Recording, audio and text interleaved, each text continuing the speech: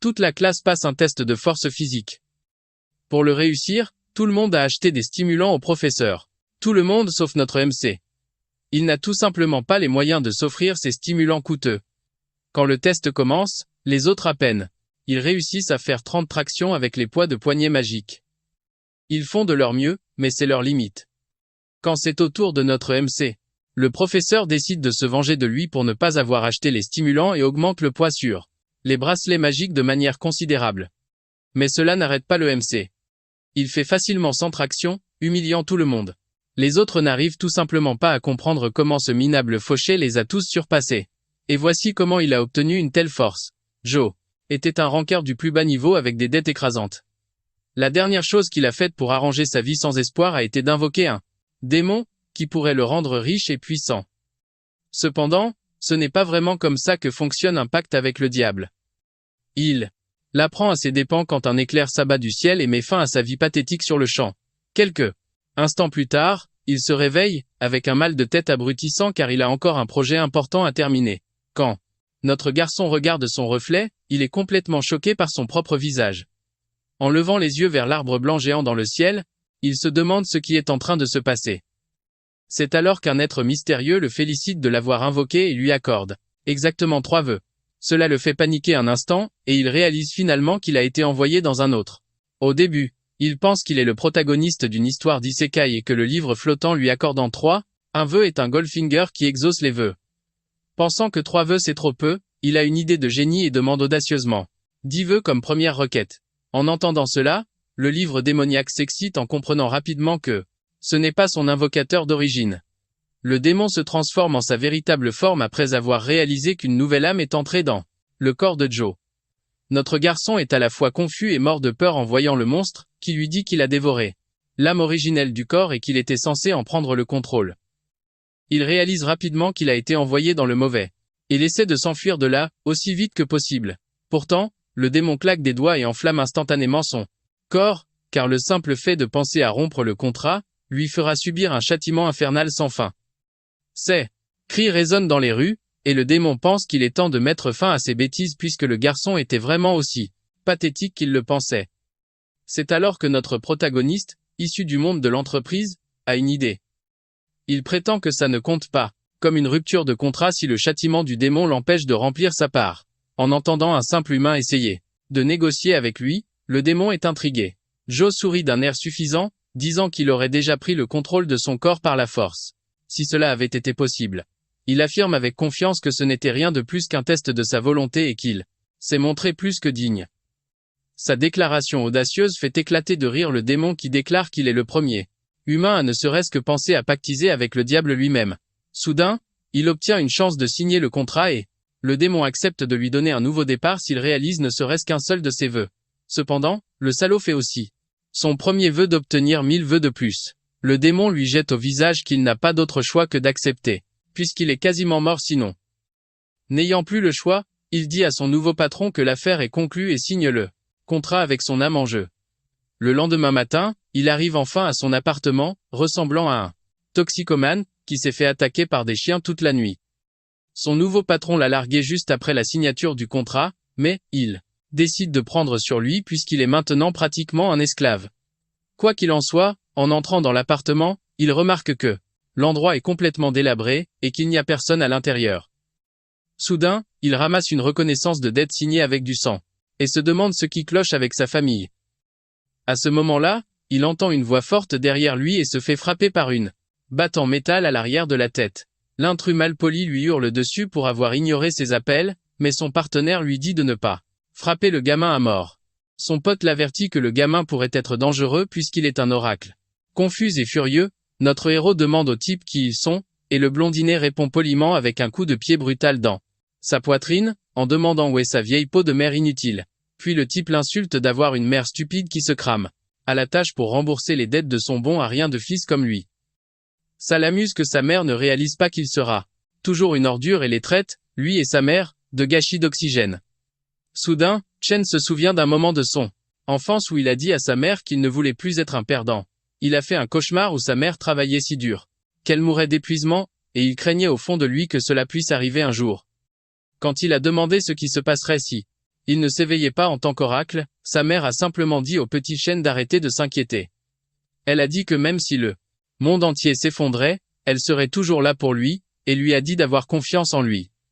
De retour au présent, il s'enflamme et envoie un coup de poing à la vitesse de l'éclair au visage du blondinet, sorti de nulle part. Pendant que le salaud est projeté en arrière, son partenaire entend un bruit sourd et lui dit d'arrêter avant de tuer le gamin, pour finalement voir son corps passer en volant juste à côté. Une fois la poussière retombée, son visage est dans un tel état que même la chirurgie esthétique ne peut plus rien y faire. Voyant ça, les deux autres fixent le changement soudain dans son aura et pensent qu'il a eu une percée en temps réel.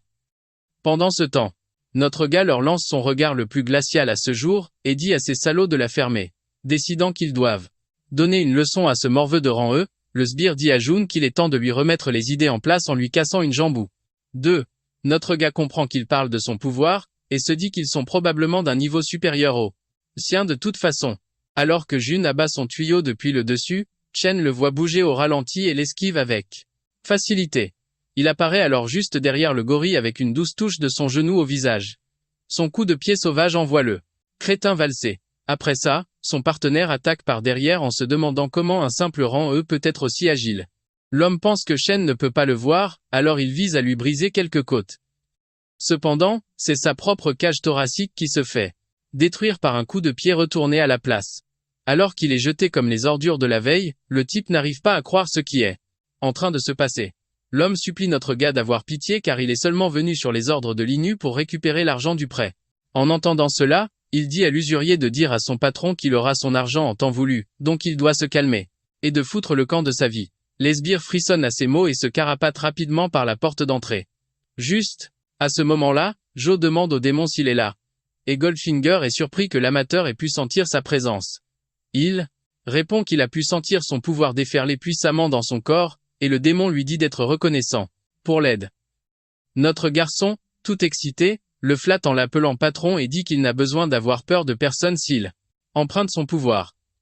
Cela irrite le démon car un misérable mortel ne devrait même pas oser penser à manier le pouvoir qui pourrait facilement mettre fin à sa vie s'il l'utilisait au-delà de ses limites. Il a été choqué d'entendre ça et il demande au patron comment il peut exaucer ses vœux s'il n'est pas assez fort. Goldfinger lui assure qu'il deviendra plus fort grâce aux récompenses mais l'avertit d'oublier d'utiliser son pouvoir pour le moment. Notre héros est plutôt déçu en entendant cela. Mais Goldfinger se dit que c'est fou à quel point il a bien manié son pouvoir.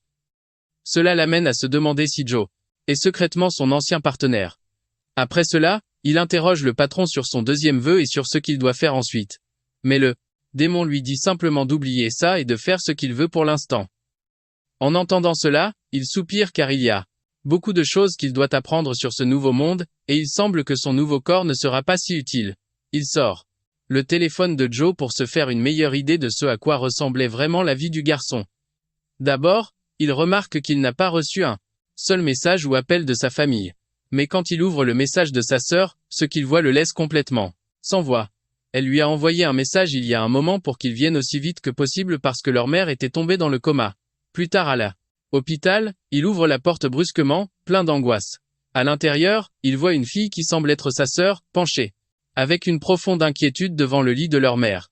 Il lui faut un moment pour réaliser que l'atmosphère est douloureusement gênante, ce qui est logique, puisqu'il a ignoré sa sœur auparavant. Il s'approche d'elle et regarde la femme dans le lit, qui est censée être sa mère. Il n'arrive pas à croire à quel point son état est grave comparé aux souvenirs qu'il a d'elle en tête, et il se demande si tout est de la faute de Joe. Avec un air coupable, il s'excuse auprès de sa sœur d'être en retard, et demande comment va leur mère. Mais elle se contente de sourire avec colère, lui demandant quelle excuse bidon il va lui sortir cette. Elle répète toutes les excuses stupides qu'il a inventées dans le passé à propos d'entraînement et d'invocation de démons. Soudain, elle explose contre lui, n'arrivant pas à croire qu'il n'ait même pas pu venir voir sa mère, qui est tombée dans le coma parce qu'elle s'est tuée à la tâche pour rembourser ses prêts. Il reste silencieux quand elle dit que leur mère a failli mourir parce qu'elle n'avait plus d'argent pour payer les factures de l'hôpital après avoir remboursé ses dettes sans fin. Après avoir vidé son sac, elle lui dit qu'elle en a assez, et lui tend une carte avec 6 mois de ses dépenses, disant qu'elle s'occupera de leur mère toute seule. Il est en sueur, confus, demandant ce que cela signifie, et sa sœur lui dit calmement qu'il est mort pour elle. Plus tard, à l'extérieur, Goldfinger sent ses émotions sombres et lui demande pourquoi les mots de la jeune humaine l'ont tant blessé. Le démon lui assure que ce n'est pas lui qui a causé cela, mais il se souvient que la sœur de Joe lui a rappelé sa propre personne pathétique, qui a autrefois commis la même erreur. Cela fait rire son patron et il lui dit de ne pas laisser cela retarder son plan.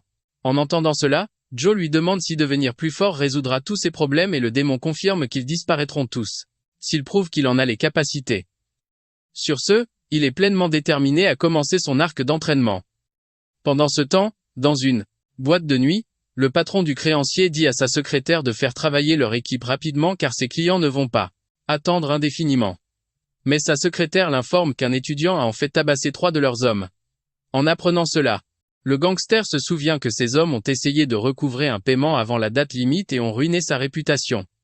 Sa secrétaire dit qu'il leur infligera leur punition, mais il explique aussi que c'est un problème sérieux car l'étudiant a battu des types qui étaient bien au-dessus de son niveau. Cela capte toute l'attention du patron, et il saisit alors rapidement le rapport contenant le profil de Joe. Il pense que le garçon est bien plus fort qu'il n'y paraît car aucune compétence ne peut permettre à un niveau 2 de gagner contre un niveau 3. Finalement, il ordonne à sa secrétaire de garder un œil sur le garçon. La scène passe alors à notre héros en plein jogging matinal. Son sympathique voisin lui propose une bonne affaire sur des compléments, mais il dit au vieil homme qu'il reviendra plus tard. Voyant son énergie, l'homme se demande s'il a peut être trouvé une petite amie ou quelque chose du genre. Cependant, Joe a été occupé à s'habituer à son corps et à se muscler. Tout en recueillant des informations depuis sa sortie, il apprend que les personnes dotées de capacités sont appelées des oracles et qu'il s'est lourdement endetté. Car les compléments pour devenir plus fort coûtent un bras et un rein. Bien qu'il ne soit pas sûr de la limite maximale, il est devenu plutôt balèze avec seulement quelques jours d'entraînement et de produits. Alors qu'il pense à cela, quelqu'un l'appelle et, quand il décroche le téléphone, la voix à l'autre bout du fil lui hurle dessus qu'il a oublié de revenir comme leur professeur l'avait demandé. En entendant cela, notre garçon se souvient soudainement qu'il les a complètement ignorés. Le lendemain à l'école, il apprend qu'il y a 6 rangs de A à E, et qu'il faut atteindre le plus haut niveau de son rang pour passer au suivant, ce qui demande un effort monstrueux. En raison de l'énorme différence, le monde est divisé en 5 strates, où les rangs E et les plébéiens normaux, comme lui se trouvent dans les zones les plus externes. Pendant ce temps, les rangs D et supérieurs sont dans la strate intérieure. Réalisant qu'il est une ordure du plus bas niveau, il décide de devenir plus fort aussi vite que possible afin de pouvoir entrer dans les strates intermédiaires. Rapidement. Soudain, un néandertalien le frappe par derrière avec une crotte de nez et lui rit au nez. Son pote plaisante en disant que notre garçon a l'air si faible qu'il pourrait probablement le démolir même s'il est un oracle de niveau 1 comme eux.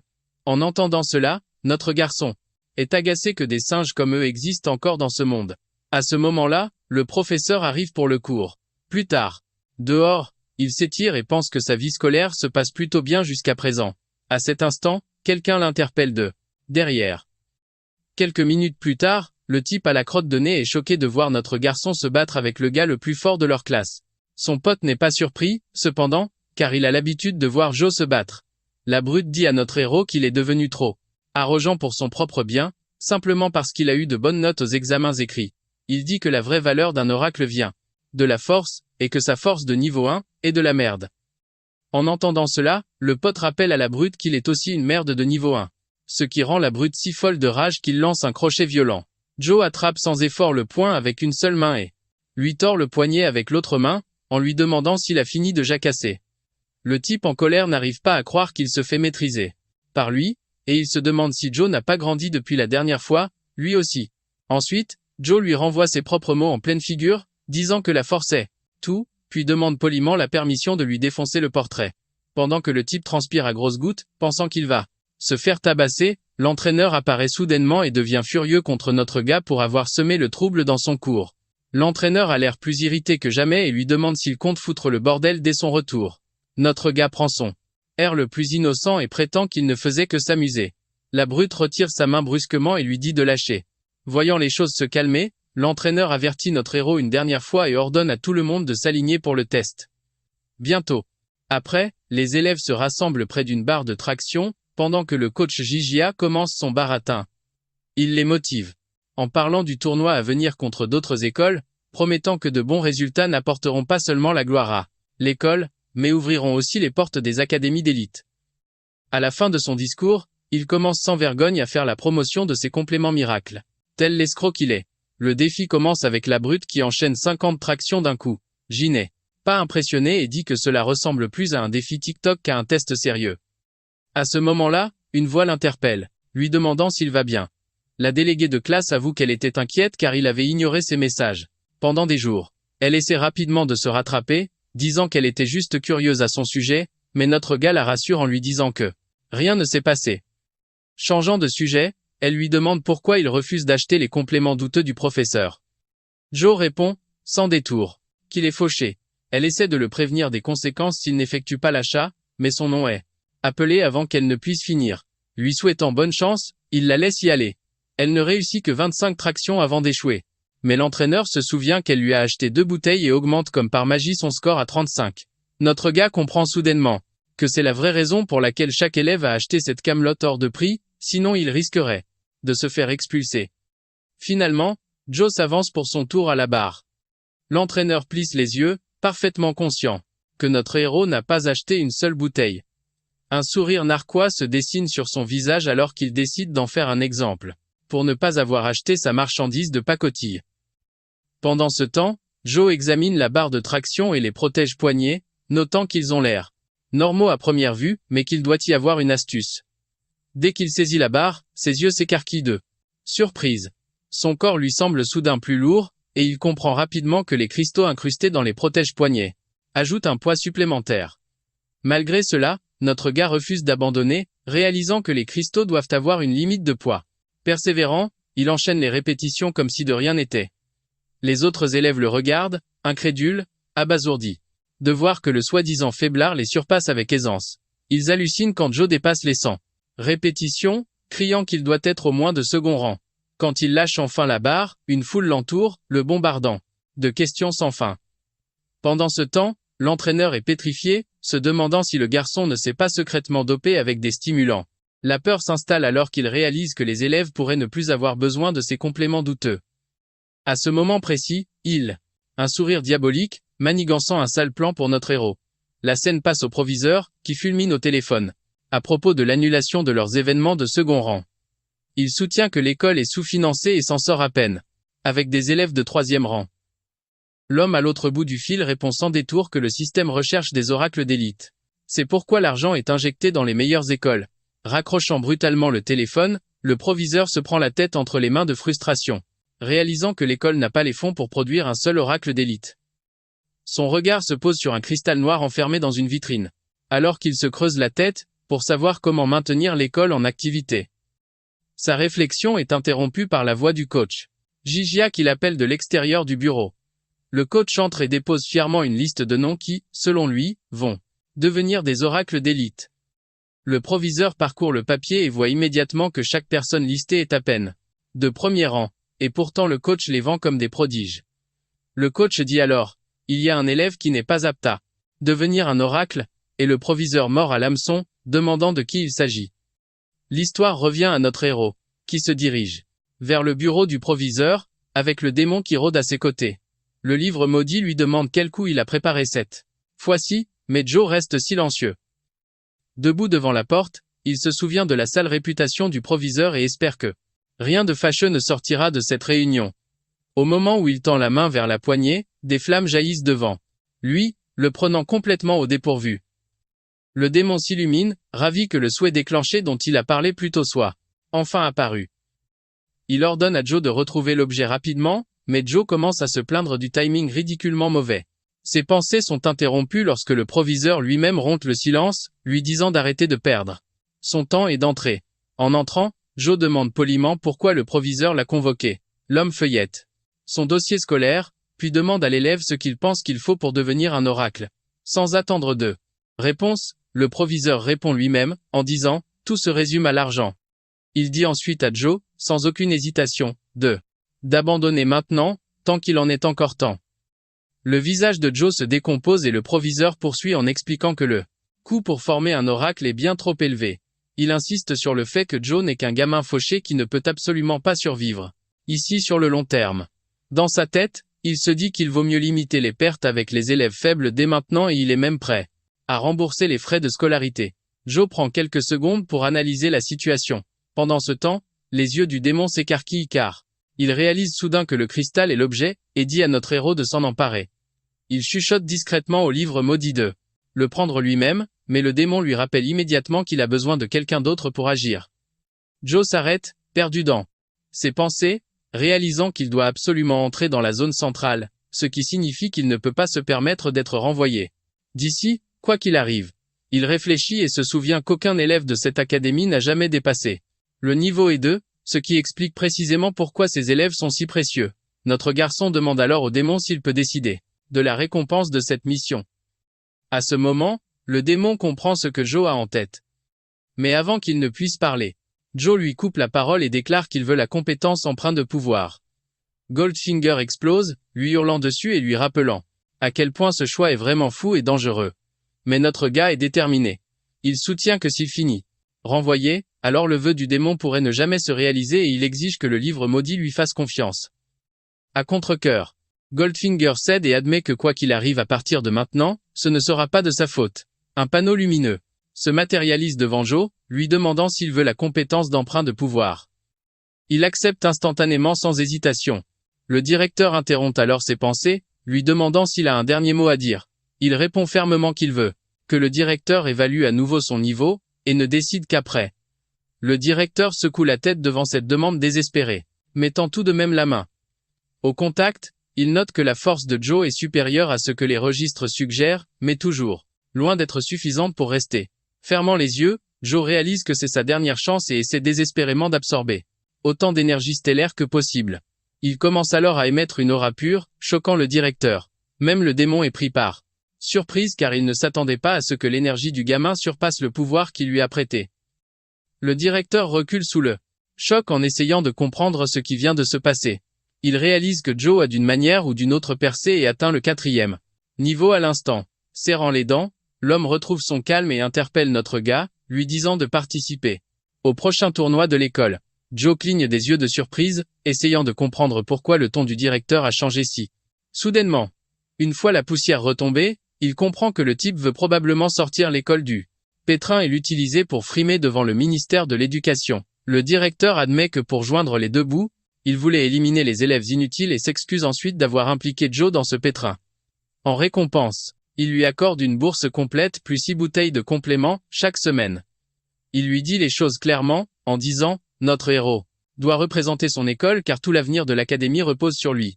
Réalisant à quel point l'homme est désespéré, notre gars tente sa chance et demande s'il peut avoir le cristal noir sur l'étagère.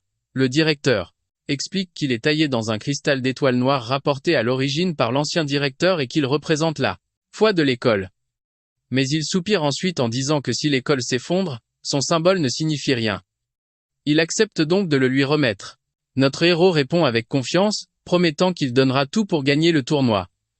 Le directeur change alors de sujet et lui demande comment il est devenu si fort.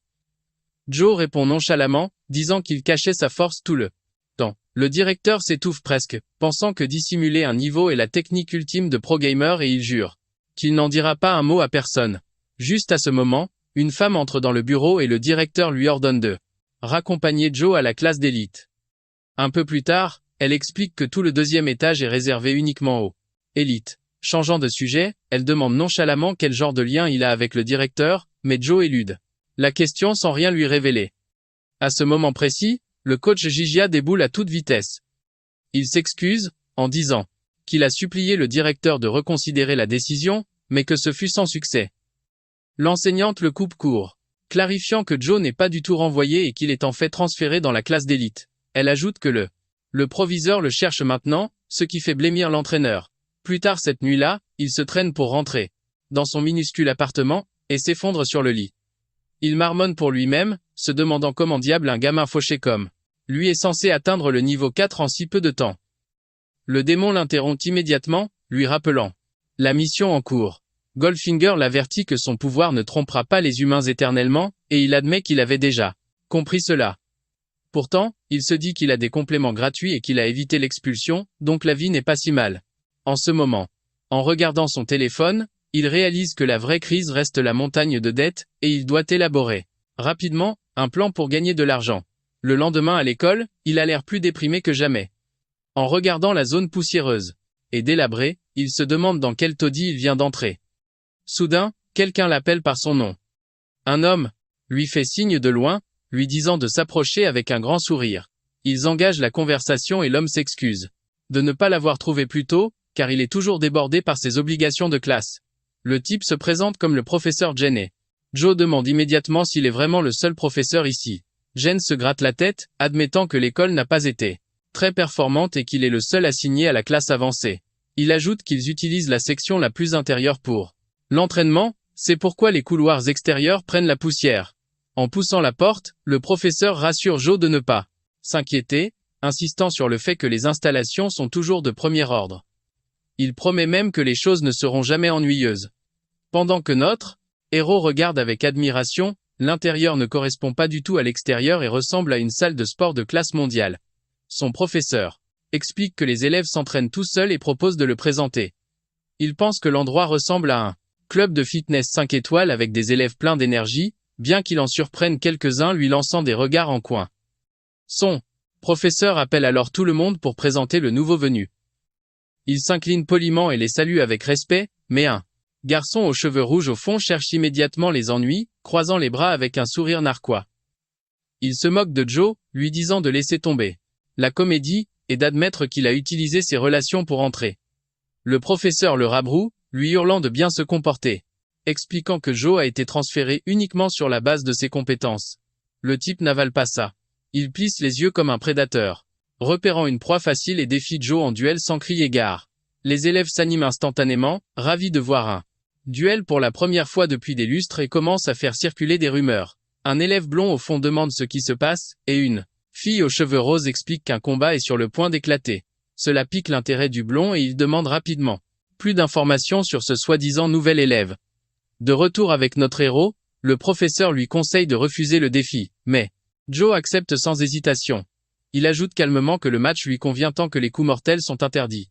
Pendant ce temps, dans le bureau de l'école, le proviseur est sur le point d'exploser, exigeant de savoir si le nouveau cherche déjà la bagarre. Le professeur explique au téléphone que notre garçon a accepté le défi de Wen-Oh.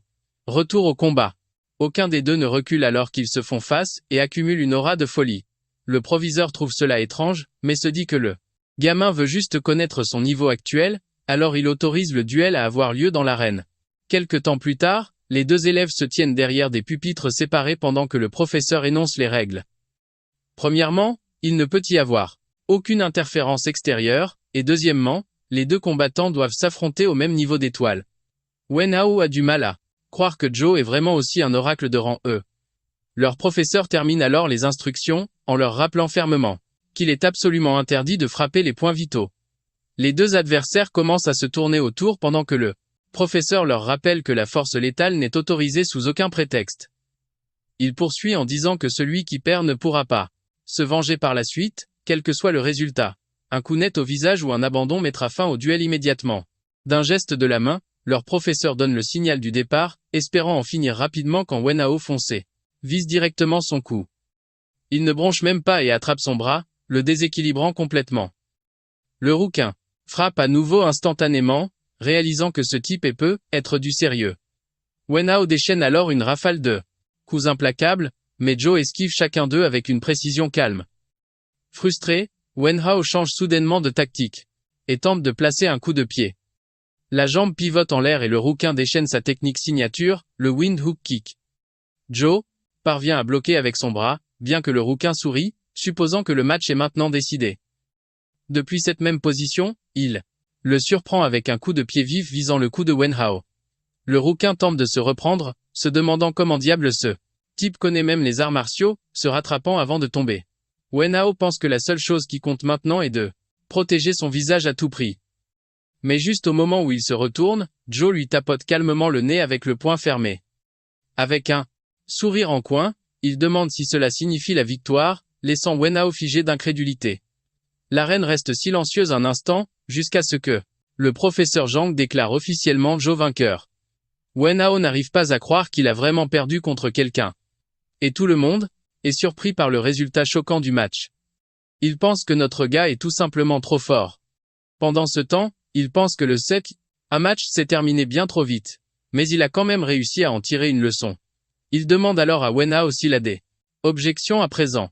En voyant le match, l'entraîneur n'en croit pas ses yeux car Wenhao est une élite qui a suivi un entraînement professionnel, mais il a quand même perdu contre un type qui vient tout juste d'être promu dans la classe d'élite. Il pense que notre gars a un talent caché exceptionnel, et c'est la raison pour laquelle le directeur lui avait dit d'accorder un traitement de faveur aux jeunes. Soudain, le directeur apparaît et félicite notre gars, lui disant de le suivre car il veut parler de quelque chose d'important. La fille aux cheveux roses est stupéfaite de voir cette scène, tandis que le gars aux cheveux jaunes dit que ils ont absolument besoin d'un type comme lui dans leur équipe de choc. Le directeur demande à notre gars s'il aime la classe d'élite, et il répond qu'à part les élèves qui sont trop enthousiastes, elle n'a rien de vraiment spécial. Le directeur dit que il s'y habituera, car les forts attirent toujours l'attention. Il lui conseille également de se concentrer sur son entraînement, l'école fera tout son possible pour l'aider. En entendant cela, notre gars pense que le directeur maintenant, il lui fait confiance. Il décide donc de lui demander s'il connaît des moyens pour que les élèves puissent gagner de l'argent rapidement. Mais il lui dit plutôt de continuer à se concentrer sur l'entraînement, afin de pouvoir gagner une plus grande somme d'argent sur le long terme et que l'école peut aussi l'aider financièrement si sa famille traverse une mauvaise passe. Notre gars lui dit que ce n'est rien de tel, et pense qu'il doit maintenant trouver un autre moyen d'une manière ou d'une autre. Alors qu'il s'entraîne à la salle de sport, il se rappelle qu'il doit être prudent car l'école a des politiques très strictes contre les prêts étudiants. Il se demande où il pourrait apprendre à se faire un peu d'argent supplémentaire. Mais soudain, le type aux cheveux jaunes apparaît devant lui et le félicite pour le match. Il demande ensuite à notre gars qui il est, et celui-ci lui retourne la question. Pendant ce temps, la fille dit à Shen qu'il est impoli, et elle s'excuse auprès de notre gars en disant qu'il est parfois un peu agaçant. Elle se présente en disant qu'elle s'appelle Su et que le boulet à ses côtés est Shen. Elle lui dit qu'ils sont tous les deux ses aînés et qu'ils peuvent l'aider s'il est perdu sur quoi que ce soit. Le type agaçant dit alors qu'il forme une équipe à partir de maintenant, et qu'il est le chef d'équipe, donc il prendra personnellement bien soin de lui. Il interroge ensuite notre gars sur la technique de combat qu'il a utilisée contre Wenhao. Mais notre héros dit qu'il ne connaît absolument rien à de telles techniques. Le chef est surpris quand notre gars lui dit que le mouvement qu'il a utilisé n'était qu'un simple réflexe. Il dit que Wenhao sera furieux quand il l'apprendra, et Su s'empresse de dire qu'elle va lui expliquer. Elle explique que les techniques de combat sont des super mouvements spéciaux qu'une personne apprend à partir de parchemins ou de pierres de mémoire et que plus on les maîtrise, plus elles deviennent puissantes. Il en existe de nombreux types différents et les combattants puissants combinent ces techniques dans leur style de combat. Shen lui dit alors que Wenhao a utilisé une technique de combat de rendez pendant le match. Une connue sous le nom de coup de pied crochet du vent. En entendant cela, notre gars pense que ce doit être la raison pour laquelle il n'a pas pu bloquer le coup de pied correctement, et qu'il aura une plus grande chance de gagner, s'il peut acquérir une telle technique. Il demande si elles sont rares, et le chef explique que leur rareté dépend des rangs. L'école leur enseigne les techniques de base mais ils ne peuvent apprendre les plus puissantes que sous deux conditions. Soit ils les achètent, soit quelqu'un les partage avec eux. Mais elles sont vraiment chères. Sur le marché actuel, même une technique de base de rendez peut coûter environ 500 000. Pour se vanter, tous les deux lui disent qu'ils ont une technique de combat et qu'ils peuvent la lui montrer s'ils veulent la voir. Joe pense que ces deux-là doivent être vraiment riches car une somme aussi énorme n'est rien pour eux. Soudain, il lui vient à l'esprit qu'il peut leur demander quelles sont les différentes manières de gagner de l'argent rapidement. Il leur demande s'il existe un moyen rapide pour lui de gagner de l'argent, mais il précise qu'il ne veut rien faire d'illégal comme braquer une banque. Shen lui dit que sa seule option est le district de Blackwater, mais Su lui dit rapidement de ne pas dire de telles bêtises. Il ajoute alors qu'il a entendu dire que tout peut arriver là-bas, mais que l'école interdit aux élèves d'entrer dans ce district. Après cela, le chef demande à notre gars de combien d'argent il a besoin pour la technique et il répond environ 300 000. Tous les deux vérifient immédiatement leur compte, mais ils sont complètement fauchés. Pendant ce temps, notre gars pense qu'il ira jeter un œil au district de Blackwater après les cours. De toute façon, car il a vraiment besoin d'argent en ce moment. Il atteint le district en utilisant le GPS et pense que c'est vraiment près de chez lui. Personne ne peut penser qu'il est un étudiant car il ne porte plus son uniforme. Il demande au patron ce qu'il pense du district, mais il n'obtient aucune réponse.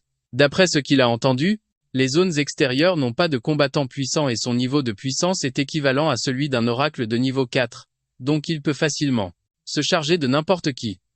Si la situation s'aggrave, alors il est sûr de pouvoir au moins s'enfuir en toute sécurité. Après avoir regardé de plus près, aux alentours, Il pense que cette zone a définitivement été abandonnée et se demande si c'est vraiment la zone du miracle, mais il peut encore voir de légères empreintes de pas, qui le mènent vers un passage secret caché. Il finit alors par atteindre la zone du miracle après avoir prudemment emprunté le passage. Dans la zone du miracle, notre protagoniste voit les environs sales, et toutes les magouilles. Il pense que personne ne parle de cet endroit parce qu'il n'y a pas de loi et qu'on peut littéralement tout y faire pour faire du profit. Après avoir vu tout ça, il entrevoit une lueur d'espoir de pouvoir vraiment gagner assez d'argent pour payer sa dette. Soudain, il demande aux voyous qui le suivent depuis combien de temps il compte le suivre. L'un des voyous le félicite pour son instinct aiguisé et dit qu'il prévoyait de frapper quand il serait complètement inattentif. Mais maintenant la situation a changé, et il va le démolir devant tout le monde. Il dit qu'il a déjà vu plein de garçons comme lui, ces enfants de riches qui viennent dans le district de Blackwater en étant déguisés et qui finissent par devenir leur proie. Joe pense que c'est une sorte d'idiot parce que lui-même est complètement fauché. Le voyou dit alors qu'il est un oracle, donc que ça ne servira à rien d'essayer de s'échapper. Il lui dit que s'il veut vivre, il n'a qu'à suivre ses ordres et vider ses poches. En entendant ça, notre protagoniste lui dit qu'il est vraiment très impoli et d'un seul coup, il met soudainement le chef K.O. Les deux autres sont furieux qu'il ait mis le chef K.O. parce qu'il n'a pas été prudent. Alors, ils foncent tous les deux droit sur lui pour le planter. Soudain, des caisses en bois leur tombent dessus, et une fille mystérieuse attrape rapidement la main de notre protagoniste et lui ordonne de la suivre. Ils s'enfuient tous les deux et atteignent un endroit sûr et caché. Joe la remercie pour son aide mais en réalité, c'est juste une nuisance pour lui car après avoir battu les deux types, il comptait les interroger. La fille agit comme si elle connaissait déjà notre protagoniste et lui demande ce qu'il fait ici. Après avoir dit ça, elle panique soudainement car elle se souvient qu'elle doit se faire discrète. Il lui demande s'il la connaît vraiment mais elle change de sujet en disant qu'elle a juste lu son nom sur son col. Après avoir remarqué l'étiquette avec son nom, il l'enlève immédiatement. Il pense que c'est une bonne chose que la fille ne le connaisse pas, car il n'avait jamais réalisé que son nom était écrit sur son col depuis le début. Il la remercie de le lui avoir dit, tandis qu'elle est juste contente de ne pas avoir révélé sa véritable identité. Elle lui conseille de cacher ses informations correctement car cette zone est vraiment dangereuse, puis elle dit qu'elle va le faire sortir d'ici. Mais notre protagoniste refuse son offre, car il est là pour se faire de l'argent. Il décide qu'il devrait s'en aller car si elle découvre qu'il est un étudiant, alors il aura de gros ennuis. Quand Joe part, elle pense qu'elle sait vraiment qui il est et se demande ce qu'un étudiant peut bien faire dans la zone du miracle. Quand elle l'a touché, elle a eu une sensation étrange, à cause de laquelle elle pense qu'il est déjà devenu un oracle. Pendant ce temps, notre protagoniste achète un masque pour couvrir son visage, afin que son identité ne soit divulguée nulle part. Alors qu'il se dit qu'il n'a trouvé aucun moyen de se faire de l'argent, un inconnu l'aborde et lui dit qu'il est le guide touristique local et qu'il peut répondre à toutes ses questions. En entendant cela, notre héros est intrigué et lui demande s'il connaît un endroit où il pourrait se faire de l'argent rapidement. Le guide est vraiment content car il pense avoir augmenté le nombre de clients de 1 et dit fièrement à notre héros de le suivre. Il emmène Joe dans une arène de combat, où il demande si c'est un club de combat clandestin. Le guide lui répond qu'il a raison, et que c'est le moyen le plus efficace de se faire de l'argent rapidement.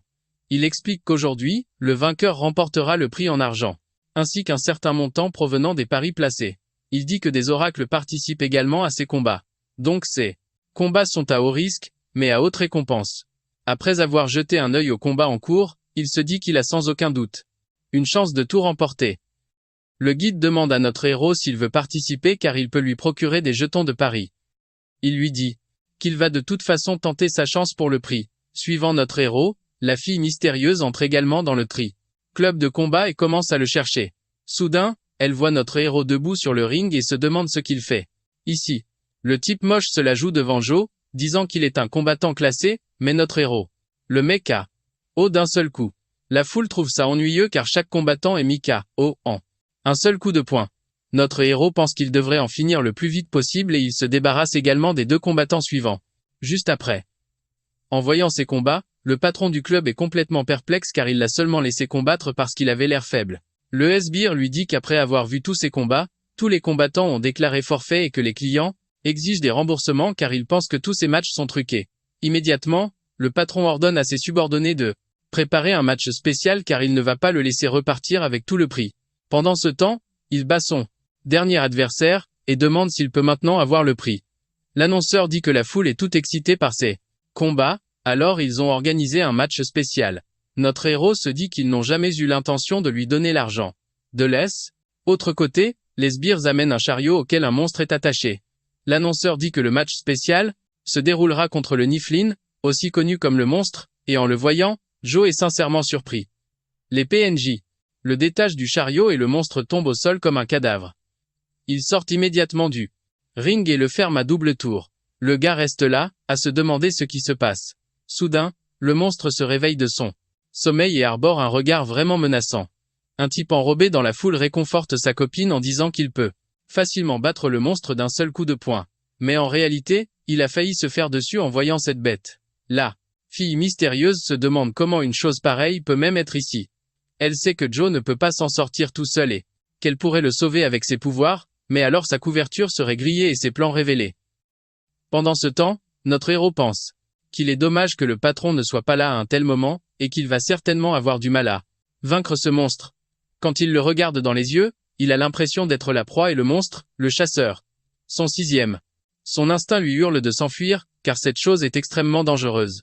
La créature fonce sur notre garçon pour lui porter un coup mortel. Mais notre garçon utilise ses instincts pour esquiver l'attaque et il serait mort s'il ne l'avait pas fait. Après ça, il décide qu'il doit devenir sérieux s'il veut survivre. Le monstre le pousse dans un coin et en voyant cela, Joe décide qu'il doit en finir le plus vite possible. Il emprunte de la force pour augmenter son niveau et il envoie la créature s'écraser au sol d'un coup de poing. Le monstre gît là et il pense que le combat est terminé, mais elle attaque soudainement à nouveau, ce qui l'évite de justesse. Il est stupéfait que sa plus puissante attaque n'ait aucun effet sur elle, et il s'éloigne rapidement car il sait qu'il ne peut pas la vaincre au corps à corps. Se déplaçant rapidement dans l'arène, notre garçon esquive ses attaques et cherche une arme qu'il peut utiliser pour vaincre le monstre. Il brise alors la griffe de la créature et l'utilise comme une dague pour trancher rapidement le cou du monstre. La coupure n'est pas assez profonde pour la tuer, mais maintenant notre garçon peut enfin riposter. Il sait qu'il est bien plus fort que le monstre, alors il peut la tuer s'il parvient à s'approcher encore une fois. Avec cette pensée, Joe fonce en avant, mais le monstre libère un gaz mystérieux, qui s'avère n'être que de la vapeur. Le monstre utilise ce brouillard comme une diversion et attaque notre garçon de différents côtés. Il ne voit rien dans le brouillard, et la créature profite de cette occasion pour lui infliger des dégâts, car elle craint que notre garçon ne la tue au moindre faux pas. Notre garçon sait qu'il ne peut pas permettre ça, car il sera tué si le temps s'écoule. Il décide d'utiliser tous ses sens pour confirmer sa position, et enfin la tuer. Il se concentre intensément et repère immédiatement l'emplacement du monstre. Après quoi, il l'attrape par la main et la tranche net. C'est l'occasion dont notre garçon avait besoin pour porter le coup de grâce, et il fonce droit dessus. Mais hélas, le temps est écoulé, et son cœur commence à lui faire mal. Pendant ce temps, le monstre profite de cette opportunité pour le désarmer, et frappe avec sa langue pour porter un coup fatal. Notre garçon n'a toujours pas abandonné, et il décide de dépasser ses limites. Il emprunte à nouveau de la force et attrape le monstre par la langue. Puis il le balance dans les airs, et l'attrape par les deux mâchoires. Il utilise toute sa puissance pour éventrer le monstre et le tuer enfin. Pendant ce temps, les responsables qui regardent à travers les caméras n'ont aucune idée de ce qu'ils voient. Le patron demande nerveusement si le nouveau a finalement été vaincu, mais son visage devient rapidement blême. Dans les gradins de l'arène, la fille aux cheveux blancs regarde avec des yeux écarquillés. Joe, se demandant comment il a bien pu réussir ça. Tenant toujours la tête du monstre, il lance un regard noir droit dans la caméra, et, ce regard mortel à lui seul donne des sueurs froides aux responsables. Le patron commence à paniquer, maudissant le fait qu'il a dépensé une fortune pour faire venir ce combattant, seulement pour que le garçon l'écrase comme si de rien n'était. Le présentateur se démène pour se reprendre, félicitant Joe et lui disant de suivre le personnel pour récupérer sa récompense. Quelque temps plus tard, en coulisses, une mallette remplie d'argent est posée devant lui. Le responsable explique qu'elle contient environ 500 000 $.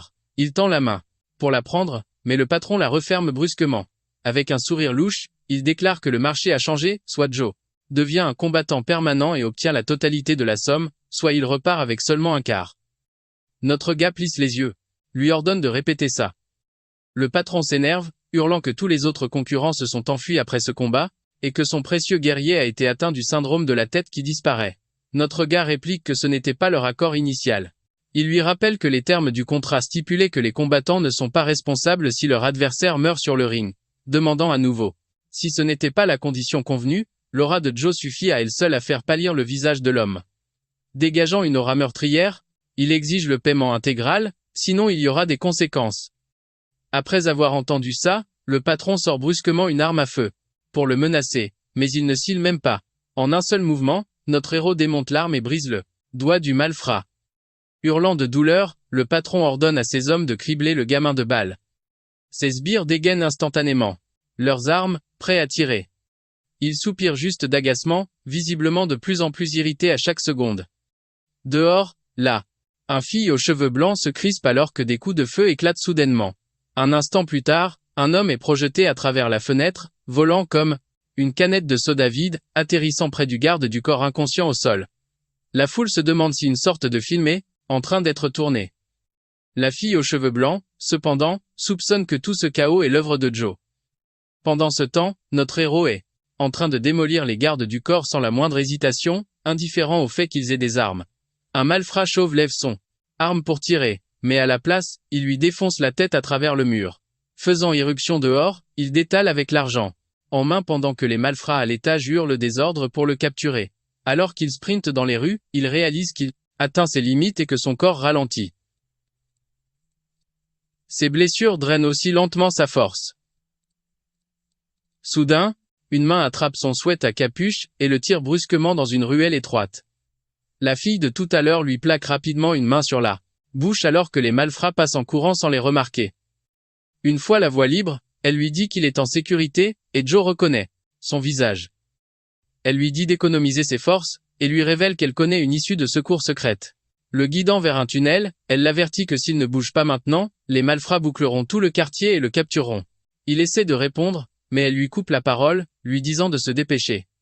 N'ayant pas d'autre choix, il la remercie et s'engouffre dans le tunnel. Après son départ, elle tapote sur son communicateur.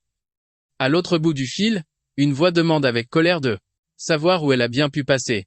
Elle ignore la question, disant à sa sœur de la fermer et de lui passer leur grand-père, car elle a quelque chose à signaler. La scène revient alors sur Joe, qui parvient à peine à rentrer en titubant dans son appartement avant de s'effondrer sur le sol. Le souffle court, il se serre la poitrine, luttant pour rester éveillé. Mais au moment où son corps épuise ses dernières forces, notre gars finit par s'écrouler au sol, inconscient. Il plonge dans un rêve où sa mère s'excuse de lui avoir menti en disant qu'elle allait mieux. La vérité est plus dure, elle n'a plus que quelques années à vivre, tout au plus. Elle dit à son fils qu'elle ne désirait rien de plus que de le voir grandir, de rencontrer ses enfants un jour, et de simplement passer un peu plus de temps ensemble. La mère de notre héros s'excuse à nouveau de ne pas avoir la force de rester à ses côtés, et elle lui dit qu'elle l'aime plus que tout au monde. Des larmes coulent sur son visage alors que notre héros est ramené brusquement à la réalité. Ses yeux s'ouvrent d'un coup, mais il se ressaisit et regarde le temps ensoleillé. Le ciel par la fenêtre. En se redressant, il réalise qu'il est toujours dans la maison de Joe Chen.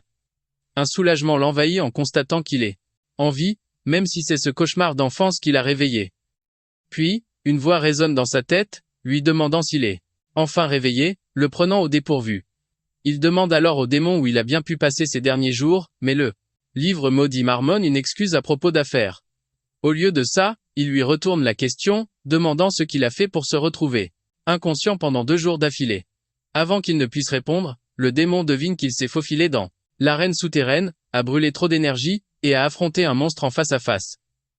Goldfinger explose, lui criant dessus, pour avoir tenté une cascade aussi imprudente. Il essaie de l'ignorer, mais le démon insiste, l'avertissant que son pouvoir n'est pas suffisant pour le ramener une seconde fois. Il insiste pour qu'il accorde plus de valeur à sa vie, car c'est sa deuxième chance. Après tout et qu'il ne peut pas la gâcher. Cela fait sourire Joe, qui remercie le démon de veiller sur lui. Goldfinger se détend un peu, puis admet que le monstre qu'il a combattu ne semble pas venir de ce monde. Cette pensée rappelle à notre garçon la fille qu'il a rencontrée dans cet endroit maudit, mais il met ça de côté car pour l'instant, monter de niveau est ce qui compte. À ce moment-là, il se souvient de sa récompense de la nuit dernière et ouvre immédiatement la mallette pour révéler des liasses de billets neufs. Le démon se moque de lui pour avoir risqué sa peau pour de l'argent, mais il répond qu'au moins, pour le moment, il n'a pas à s'inquiéter de ses dettes jusqu'à la fin du tournoi. Se regardant, il se dit qu'il doit soigner cette blessure avant de retourner à l'école. Se frottant la tête, il gémit en pensant qu'il doit encore aller à l'hôpital, à la banque et en cours, le tout le même jour. À l'hôpital, le médecin l'examine et dit que la plaie guérira rapidement tant qu'il la garde propre. Remarquant la vitesse de sa guérison, l'homme demande si notre garçon est un oracle par hasard, ce à quoi il répond oui. Immédiatement, le médecin change de ton et essaie de lui vendre un abonnement premium. Il le rembarre sur le champ, demandant plutôt le médicament normal. Soulagé que la langue du monstre n'était pas venimeuse, il regarde le médecin lui tendre une pommade. Mais dès qu'il prend le flacon, il se fige et regarde incrédule. Il demande au médecin pourquoi le flacon brille, mais l'homme lui lance juste un regard étrange, insistant sur le fait que c'est un récipient ordinaire. Notre gars n'y croit pas une seconde, le voyant clairement briller dans sa main. Le médecin essaie à nouveau de lui refourguer son abonnement, disant que les séances de conseil l'aideraient avec ses hallucinations dues au stress, mais il ignore le psy. Dehors dans le couloir, Joe remarque un étrange flux d'énergie partout. Tendant la main, il la voit briller plus fort et réalise que ça doit être lié à l'énergie stellaire. Se souvenant du combat souterrain, il soupçonne que cette bataille a déclenché une sorte d'éveil. Il sourit alors, pensant que s'il peut vraiment sentir l'énergie stellaire, maintenant, il peut l'absorber beaucoup plus efficacement. À ce moment précis, un homme passe, dégageant une aura verte et brillante, et Joe se force à agir normalement. Une fois que le type est passé, il jette un autre coup d'œil et a des sueurs froides, pensant que l'énergie stellaire de cet homme est d'un tout autre niveau. L'étranger aux cheveux verts s'arrête, sentant quelque chose, et se demande s'il vient de se faire scanner, mais il chasse cette pensée. Sur son communicateur, une voix se met à lui hurler dessus, exigeant de retrouver l'étoile extraterrestre immédiatement. L'homme aux cheveux verts dit à la personne de se calmer car il compte rester dans le coin, dans le pays un certain temps. La voix insiste, lui rappelant que la prophétie du patron a désigné l'étoile extraterrestre comme une menace de niveau boss, qui nécessite une surveillance constante. Retirant ses lunettes de soleil, l'homme aux cheveux verts sourit d'un air narquois, et dit que le patron s'inquiète trop. Il déclare que si l'étoile extraterrestre est vraiment leur ennemi, alors il l'écrasera. Sans hésitation. Le lendemain à l'école, le directeur commence à gronder notre gars pour avoir séché les cours et ignoré ses appels. Il s'excuse et dit qu'il a été pris par des affaires personnelles. Le directeur adoucit son ton, montrant plus d'inquiétude que de colère, mais notre gars le rassure et demande si c'est à propos du tournoi. Le vieil homme secoue la tête et explique qu'il a entièrement confiance en lui pour le tournoi. À la place, il lui demande si l'école peut l'aider s'il a de vrais ennuis. Il rappelle à notre gars que la priorité absolue de l'école est de soutenir les oracles d'élite. Joe sourit et lui dit de ne pas s'inquiéter, promettant de tout donner dans le tournoi, ce qui finit par rassurer le directeur. Un peu plus tard, Shen et Sue se précipitent pour le rejoindre, demandant ce qui s'est passé. Shen se souvient que notre gars a mentionné une technique de combat et fouille alors dans ses poches. Sortant une carte de crédit, il explique qu'ils ont réussi à rassembler 300 000 pour lui, qu'il pourra toujours rembourser plus tard. En entendant cela, il est figé par la surprise. Après avoir réalisé à quel point les deux avaient pris ses paroles au sérieux, il les remercie, mais admet qu'il a changé d'avis à propos de cette technique. À ce moment-là, Wen Hao apparaît, l'air inhabituellement timide, et offre 50 000 pour s'excuser de son comportement précédent. Notre héros le remercie pour son geste tandis que Sue commence à interroger le rouquin, lui demandant s'il n'a pas une arrière-pensée suspecte. Wen Hao admet qu'il voulait seulement se racheter pour avoir traité Joe de fraudeur, et qu'il espère maintenant qu'ils pourront devenir amis. Sue se penche et lui chuchote, demandant s'il devrait laisser le gars les rejoindre, et il hausse les épaules en disant que ça ne le dérange pas. Sue se tourne alors vers Wen Hao et lui demande si ça lui convient d'être le 4e membre, et il répond que le classement ne compte pas pour lui. Shen essaie immédiatement de lui donner des ordres, lui disant d'aller chercher une bouteille d'eau, ce qui déclenche une discussion animée entre les deux. Joe se contente de sourire, réalisant qu'il s'est trouvé de vrais amis. La scène avance rapidement pour le montrer en train de courir sur un tapis roulant, se rappelant que les oracles absorbent plus d'énergie pendant l'entraînement physique. Cependant, le taux d'absorption s'avère atrocement lent. Même avec l'équipement d'entraînement attaché, la plupart de l'énergie s'échappe toujours. Joe se dit que ce doit être la raison pour laquelle tant de gens ne dépassent jamais le niveau 1 et se dit qu'il doit vite trouver une meilleure méthode. C'est alors que Shen intervient et suggère un combat en duo, affirmant que c'est bien plus efficace qu'un entraînement en solo. Notre héros a soudain un déclic, se disant que Shen a être raison, puisqu'il a éveillé sa nouvelle capacité durant ce combat. Sur cette pensée, il ordonne à Shen de rassembler tout le monde. Quelques instants plus tard, Shen est su. Il lance une attaque combinée contre lui.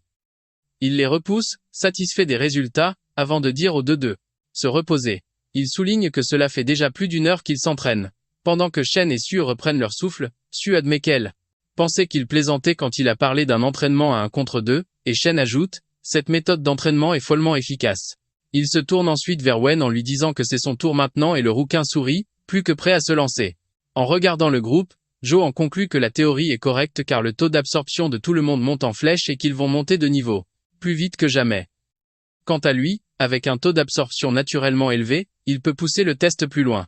Dans ce monde, les suppléments sont dilués pour les rendre sûrs. Mais même ainsi, les personnes ayant une faible absorption ne tirent presque aucun bénéfice de leur utilisation. En revanche, la compétence d'emprunt de pouvoir est 100 fois plus concentrée que n'importe quel supplément. Et s'il l'absorbe imprudemment, son corps exploserait littéralement. Mais s'il pouvait contrôler le flux et l'assimiler lentement, alors monter de niveau à une vitesse folle pourrait être possible. Avec ce pari en tête, Joe active la compétence, libérant immédiatement de lourdes vagues d'aura. La force brute de l'énergie le prend par surprise, mais c'est logique, puisque la capacité lui permet de gagner 2 niveaux d'un coup. Cependant, il force l'énergie en un fin flux contrôlé et commence à l'absorber. Son corps se crispe sous la tension, chaque muscle hurlant sous la pression écrasante. Concentrant toute sa volonté, Joe remarque à quelle vitesse l'énergie le remplit, plus vite que tout ce qu'il a jamais ressenti. Puis la panique s'installe, et son corps semble sur le point d'éclater. Ne voyant pas d'autre choix, il pointe sa main vers le haut et libère le surplus. L'énergie jaillit en vagues, forçant ses amis à se protéger de la pression écrasante. Ils n'en croient pas leurs yeux, murmurant sous le choc de voir comment Joe est soudainement devenu si surpuissant. C'est alors que Goldfinger apparaît, attiré par la perturbation. Le démon se fige à la vue de la scène. Joe, trempé de sueur, lui dit calmement qu'il a réussi à absorber le pouvoir. Le démon a du mal à croire que le garçon y soit parvenu et se demande à voix haute si Joe est vraiment son âme sœur tant attendue. Il demande au boss s'il a dit quelque chose, mais le boss change de sujet en disant qu'il est juste heureux que notre garçon ne soit pas mort. Après avoir entendu tout ce vacarme, l'entraîneur arrive en courant et demande ce qui s'est passé, et Su lui dit que c'est Joe qui a libéré toute cette énergie.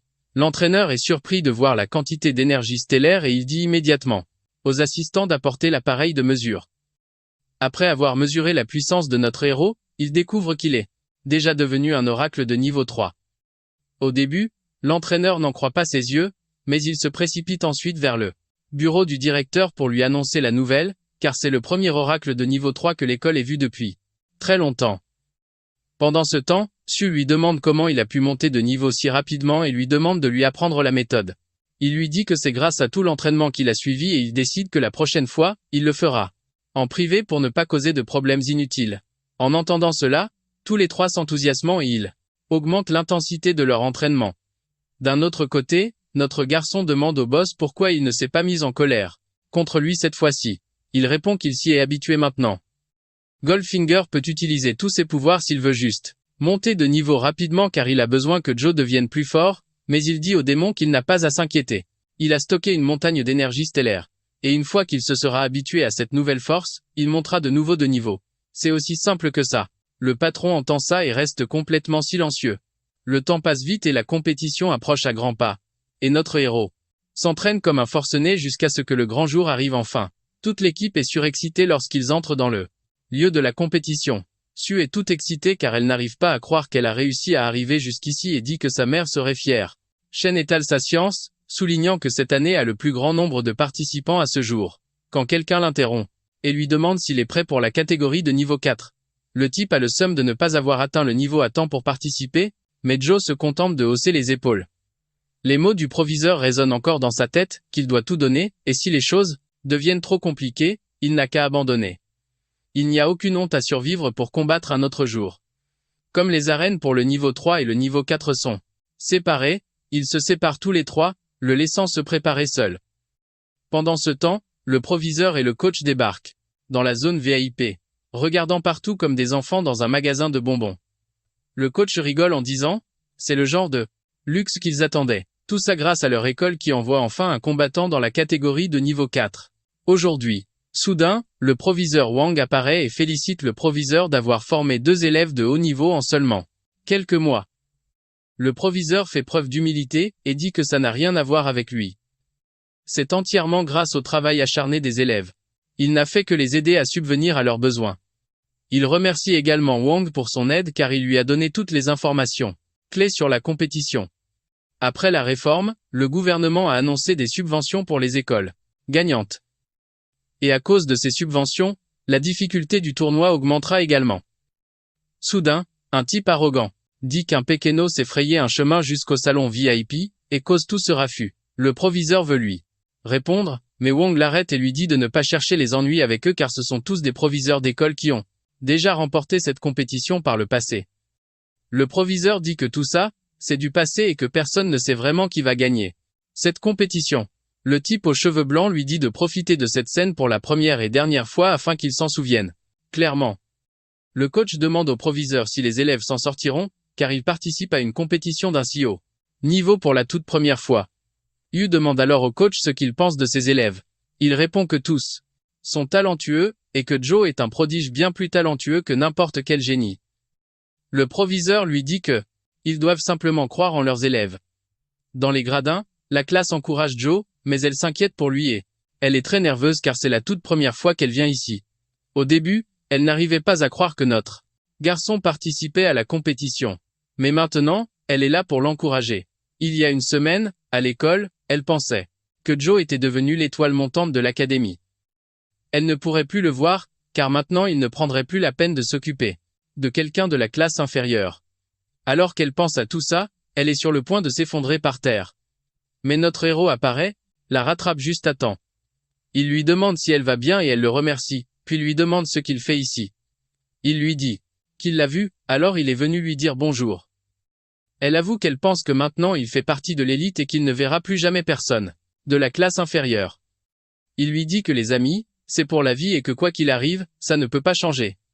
En entendant à cette vue, elle est heureuse et pense que Joe n'a pas du tout changé et qu'il peut gagner le tournoi à coup sûr. La présentatrice annonce que les concurrents arrivent sur scène et la déléguée de classe est toute excitée après avoir vu notre garçon sortir avec les autres. Le présentateur souhaite la bienvenue à tout le monde pour la compétition d'échange de cette année. Cet événement sera animé par lui et sa partenaire Lilian. En entendant ce nom, la foule devient complètement folle parce qu'elle est l'une des idoles les plus célèbres de tout le pays. La diva dit qu'elle est ici pour travailler dur et qu'aujourd'hui elle est juste une simple présentatrice, car les concurrents sont les vraies stars de cette compétition. Après cela, le présentateur explique les règles. Sur les 12 académies, il y a 48 concurrents, 6 dans la catégorie de niveau 4 et les 32 restants dans la catégorie de niveau 3. Il dit que cette salle est réservée à la catégorie de niveau 4, et que les classements seront basés sur les scores des deux catégories, qui seront ensuite convertis en points. Les concurrents s'affronteront un par un et le vainqueur passera au tour suivant. Il affrontera ensuite le vainqueur de l'autre match jusqu'à ce qu'il ne reste plus qu'un seul combattant. La limite de temps est de 30 minutes, et le match se termine lorsqu'un concurrent abandonne ou n'a plus la capacité de se battre. Lilian dit que les règles du tournoi de cette année sont beaucoup plus strictes, mais qu'il n'y a pas lieu de s'inquiéter et dit à tout le monde de regarder tout en haut du pilier. La foule est toute excitée en voyant la célébrité de rang S assise dans la salle. Pour montrer sa puissance écrasante, il fait nonchalamment trembler le sol d'un seul doigt. Le présentateur explique que le maître a mis en place ce ring spécial qui protège le public des attaques égarées et qu'il peut aussi réparer ring instantanément après chaque match. Il dit aussi aux concurrents de porter les gemmes car elles servent de certification de concurrents, et peuvent aussi les protéger dans des situations dangereuses. Tout le monde murmure qu'un rang S est vraiment terrifiant, et notre garçon pense que sa puissance est presque égale à celle de Gojo. Le type a l'air si détaché de tout qu'il ne se sent même pas nerveux. L'idole dit que les résultats s'afficheront sur les gemmes et elle annonce officiellement que la compétition commence maintenant. Le tout premier match se termine en seulement 10 à 7 minutes et le gagnant est Xian. Le directeur dit qu'il n'en revient pas qu'un oracle de rang S supervise personnellement le tournoi, ce qui signifie que les matchs de cette année vont être incroyablement relevés.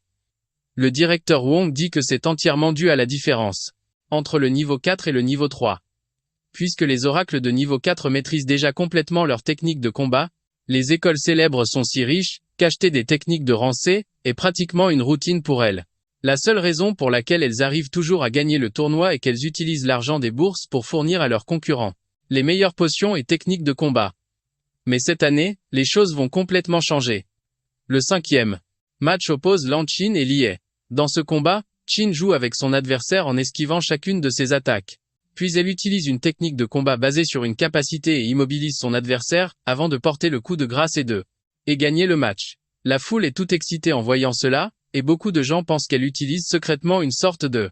En voyant ça, le directeur est sous le choc car ce type de capacité ne peut être obtenu que par un oracle de rang supérieur. Le directeur Wang est fier et dit que c'est une prodige qui a réussi à obtenir cette capacité à un si jeune âge. Le directeur lui dit que ça n'a pas d'importance même si elle a une telle capacité. Mais Wang le nargue, en lui demandant pourquoi il a essayé de la recruter si c'est vrai. Le directeur Li répond que c'est juste un éveil précoce, et rien de plus.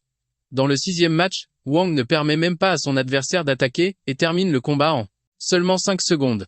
En voyant cela, la foule pense que l'oracle flamboyant va très probablement gagner le tournoi de cette année.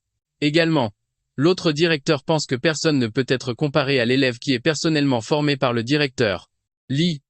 Pour se vanter, Li dit que chien qui aboie ne mord pas, mais Wang lui dit d'attendre et de voir, qui pense que ce combat est complètement hors de leur portée parce qu'ils sont de si bas rang que même se qualifier pour ce tournoi est déjà un miracle. Il pourra garder la tête haute si Joe gagne un seul match ou au moins fait le spectacle. Après la fin du 7e match, notre héros est le concurrent suivant et se demande quel genre de combattant sera son adversaire. Goldfinger lui dit d'emprunter ses pouvoirs et de finir le match rapidement. Mais il répond que s'il fait ça, il attirera l'attention de tout le monde et il pourrait avoir de vrais ennuis si on enquête sur lui. En se dirigeant vers le ring, il rencontre Shin. Elle lui dit qu'il n'a pas de chance de participer au dernier match car son adversaire est l'un des plus forts et sa technique de combat est si puissante que même un oracle de Randé ne peut pas l'endurer complètement. Notre garçon demande si ce n'est pas dangereux d'utiliser une technique aussi puissante dans les matchs de bas rang. Shin lui explique que la gemme, que peut bloquer une attaque mortelle, mais qu'il subira quand même beaucoup de dégâts car c'est l'amère réalité de la compétition. Cela dit, il lui demande pourquoi elle l'aide et elle lui répond qu'ils sont alliés parce qu'ils partagent le même objectif qui est de démolir tous les idiots arrogants. Avant de partir, elle dit qu'elle espérait qu'il l'aiderait.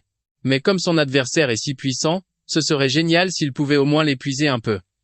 En entendant ça, il commence à se demander si son adversaire est vraiment aussi fort qu'elle le prétend. Finalement, le dernier match du premier tour est sur le point de commencer, et la foule applaudit bruyamment alors que notre garçon entre sur le ring. Il pense que cela ressemble à un accueil chaleureux, mais en réalité, ces acclamations sont pour le concurrent Lei, qui fait une entrée digne d'un renégat des Avengers. Le commentateur dit que personne ne s'attendait à ce que le dernier match mette en vedette Lei. Il est devenu un oracle à seulement 12 ans et en seulement 4 ans, il est passé au rang d'oracle de niveau 4. Il a également reçu un certificat national, ainsi qu'une invitation d'une guilde. Il ne serait pas faux de l'appeler le meilleur combattant de cette nouvelle ère. En le voyant entrer sur le ring, la foule devient complètement folle et commence à l'acclamer. La déléguée de classe s'inquiète parce que pas une seule personne n'acclame notre garçon. Un type au hasard dans la foule lui dit que Lei a tant de fans parce qu'il est à la fois fort et beau.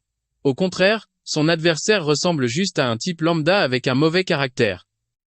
En entendant à ça, elle répond qu'elle soutient Joe parce que c'est un garçon vraiment gentil et doux. Après ça, les deux commencent à se disputer et tout le monde autour d'eux commence à se demander ce qui se passe exactement. Tout le monde est excité pour voir comment le génie va se comporter dans ce match et s'il peut même battre l'invaincu Académie Léongguan. L'annonceur dit que le match va commencer maintenant, mais Liliane l'interrompt en lui demandant s'il n'a pas oublié de présenter l'un des combattants. Il s'excuse rapidement et admet qu'il a oublié dans toute cette excitation. Après cela, il présente Joe comme la star de l'Académie Lady Oracle et que c'est la première fois que son académie participe à la compétition. En dehors de ça, il n'a rien d'autre de notable à son sujet qui le fait se demander si l'école aurait dû au moins lui acheter une technique avant le début du tournoi. La foule commence à mal parler de lui, et à se demander comment quelqu'un comme lui pourrait un jour tenir tête à un génie. Le type au bandana éclate de rire, et se moque bruyamment du délégué de classe. Pendant ce temps, le directeur Yu dit au directeur que c'est assez malheureux, qu'ils doivent affronter l'étoile montante de leur académie dès leur toute première année, mais qu'ils ne devraient pas s'inquiéter car tout se terminera rapidement. Wang dit à Yu que tout le monde doit commencer quelque part. Alors, il doit juste l'ignorer et rester calme. À l'intérieur du ring, Lei lui dit qu'il est désolé pour lui car pour son tout premier tournoi, il doit l'affronter. Mais, son pote lui dit de prêter une attention particulière au combat. Soudain, il fonce vers notre gars, et arrive juste à ses côtés. Il dit qu'il commencera ce match en n'utilisant que 10% de sa puissance totale car même s'il perd son premier combat, il pourra au moins avoir l'air un minimum décent. Lei pense qu'il fait semblant d'être gentil, mais il est agacé car il lui a déjà dit une fois de se battre normalement. Juste à ce moment, l'annonceur dit que le génie ne peut retenir son enthousiasme et annonce que le dernier match du premier tour commence maintenant officiellement. Sur ce, Lei utilise sa vitesse pour attaquer notre gars, et il se déplace si vite qu'on dirait qu'il a utilisé un jutsu de multiclonage pour faire plusieurs copies de lui-même. En plus de ça, elles attaquent toutes exactement au même moment. Chaque concurrent qui regarde pense que ça va être extrêmement difficile de battre le génie. Et le directeur U pense que personne ne peut le battre. Le génie pense que notre gars ne bouge pas parce qu'il ne peut pas le voir. Et il croit que le seul qui pourrait jamais lui donner du fil à retordre est Wong. Pensant que c'est enfin la fin, il se prépare à porter le coup de grâce. Mais, quand il s'approche, Joe lui demande s'il ne va pas esquiver avant de lui donner un violent coup de poing en plein visage. En voyant ça, tout le monde est choqué de voir comment cela a pu arriver. Notre gars a en fait contré l'attaque de Lei et a placé un coup de poing en un instant. Le génie peut habituellement esquiver n'importe quelle attaque avec sa vitesse. Mais la question principale maintenant est de savoir s'il a juste été négligent ou s'il a réellement échoué à esquiver. Tout le monde dans la foule commence à penser que notre gars a utilisé une sorte de triche car personne d'autre ne peut jamais toucher le génie. En voyant ça, il se demande s'il a enfreint une sorte de règle cachée, disant qu'il peut porter le premier coup.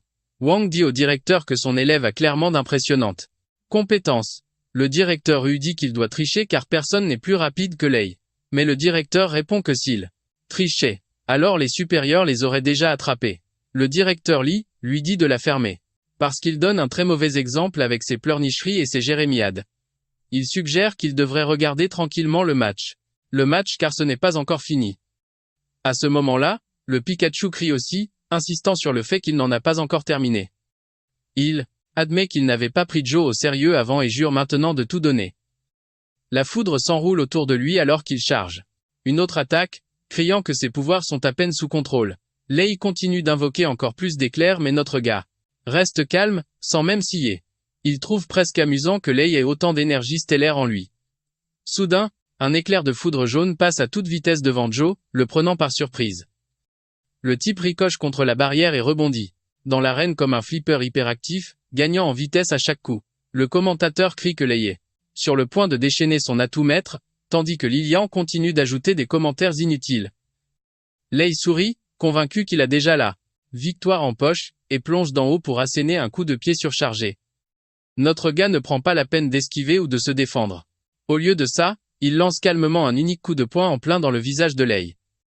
L'élan combiné de sa charge envoie Lei s'écraser de manière incontrôlable sur le sol de l'arène. Joe lui crie qu'il aurait dû attaquer plus tôt quand il avait encore une chance de gagner. Le commentateur déclare alors que Pikachu est de nouveau à terre. Cette fois, la pierre vire au rouge, confirmant que le Pokémon est hors de combat. Tandis que le commentateur célèbre la victoire de Joe, ce dernier se demande brièvement si Lei va bien, bien que la pierre aurait dû empêcher toute blessure mortelle. La foule explose, stupéfaite par la rapidité avec laquelle le match s'est terminé. Avec la défaite de Lei, Chin entre pour le deuxième quart de finale et s'assure la victoire sans verser une goutte de sueur. C'est ensuite au tour de Wong, qui écrase son adversaire facilement sans verser une goutte de sueur. La foule trouve que la force de la bête est imparable. Pourtant, la plupart des regards se tournent à nouveau vers Joe. Le gamin aux cheveux en bataille leur lance alors un regard mortel, qui glace de peur toute la section. Dans le quatrième match, Ran d'une autre école Oracle affronte notre gars, livre un combat acharné. Cependant, Joe esquive chaque coup avec une précision de vétéran. Il termine le combat avec un léger coup de poing à la tête de Ran, l'envoyant s'écraser au sol. Observant d'en haut, les officiels commentent que notre gars n'a encore utilisé aucune technique de combat, se fiant uniquement au contrôle de l'énergie brute. L'un d'eux se demande s'il ne cache pas son vrai niveau ou pire, qu'il utilise des drogues, ce qui serait une violation grave des règles du tournoi.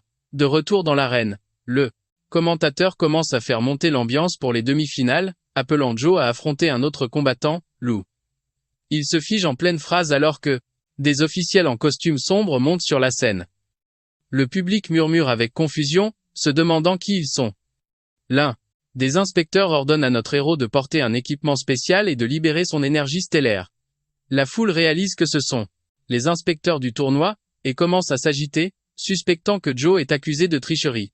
Le garçon commence à transpirer, en pensant qu'il peut être allé un peu trop loin, et se dit de limiter ses pouvoirs.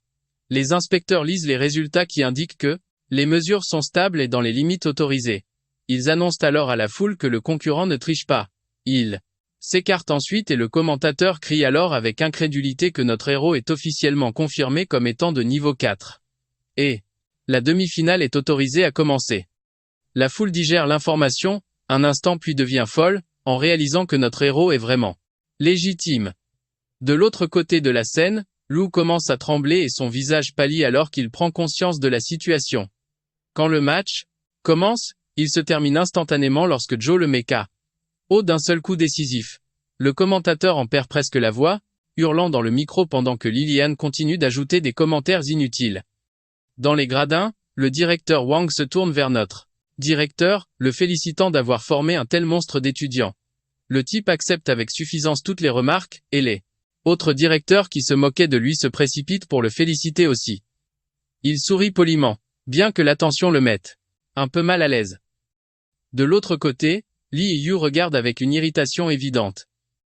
Agacé par cette foule soudaine de lèche-bottes, notre directeur s'autorise un sourire fier, pensant que Joe a vraiment tenu sa promesse et a défendu l'honneur de leur école. De retour dans l'arène, la dernière demi-finale est annoncée, et Shin monte sur scène avec une détermination tendue. Face à elle, Wang s'avance, ses yeux brillants d'une faim de prédateur, comme s'il venait de repérer sa prochaine proie. Les juniors de Shin l'encouragent bruyamment depuis les gradins, distrayant la bête une fraction de seconde. Elle repère la faille dans sa garde et fonce, chargeant son coup. Avec la technique de la main du nuage flottant, elle lui assène l'attaque en pleine poitrine. Wang ne trébuche pas, il a seulement l'air légèrement irrité, puis la foudroie du regard. Sa confiance commence à s'effriter, alors que la panique s'installe, réalisant que le coup l'a à peine égratigné. Wang lui saisit le poignet. Avec facilité, lui demandant si elle se croit vraiment talentueuse. Shin réplique sèchement, lui disant de la lâcher, et lui enfonce son coude dans le visage. Il ne cligne même pas des yeux et dit qu'il trouve cette situation hilarante. Le désespoir alimente son prochain.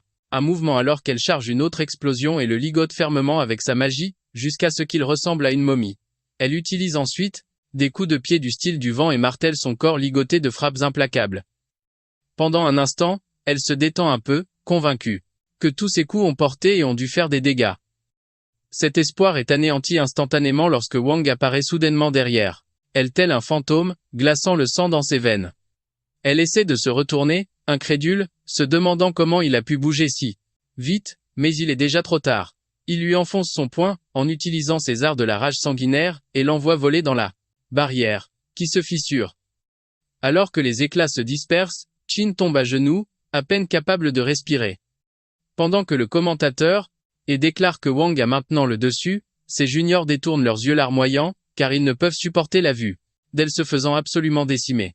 Son directeur serre les poings, suppliant silencieusement sa meilleure élève de tenir bon. Shin reste immobile, fixant le badge rouge posé à côté d'elle. Sa voix tremble alors, qu'elle murmure qu'elle ne peut pas se permettre de perdre. La vue du badge rouge la plonge alors dans un flashback à l'école, où elle est entrée dans une pièce bourdonnante d'étudiants inquiets. Une fille en larmes lui a dit que si l'académie fermait ses portes, elle serait forcée d'abandonner malgré son rêve de devenir une oracle. Elle a alors passé ses bras autour des deux filles dans une étreinte rassurante, promettant de ne pas laisser cela arriver. Shin a juré à ce moment-là qu'elle gagnerait le tournoi pour apporter à l'académie les fonds nécessaires pour rester ouverte, bien que la fille aux cheveux noirs n'ait pas l'air convaincue. Shin a insisté sur le fait qu'elle n'avait jamais manqué à sa parole.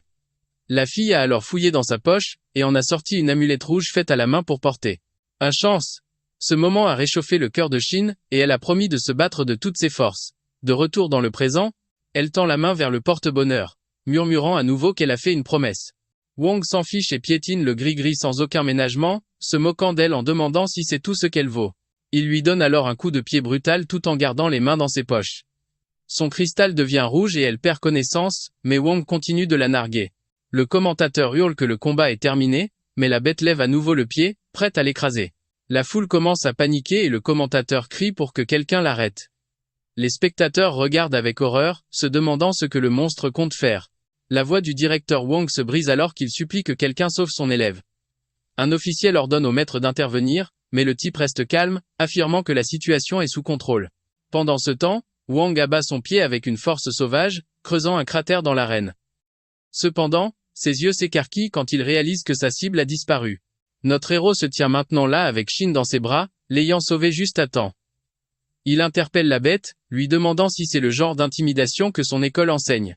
Wong se retourne brusquement, la fureur faisant rage dans ses yeux, et hurle le nom de Joe. Le commentateur pousse un cri de soulagement, déclarant que notre gars a sauvé Shin juste à temps. Le directeur Wong se précipite pour soutenir son élève blessé, remerciant le ciel pour sa survie. La foule s'agite, n'arrivant pas à croire que la bête a vraiment essayé de l'achever après sa défaite. Wong s'en moque et se dirige vers notre héros, déclarant audacieusement qu'il butera quiconque osera lui barrer la route. Cette arrogance finit par allumer une flamme en Joe.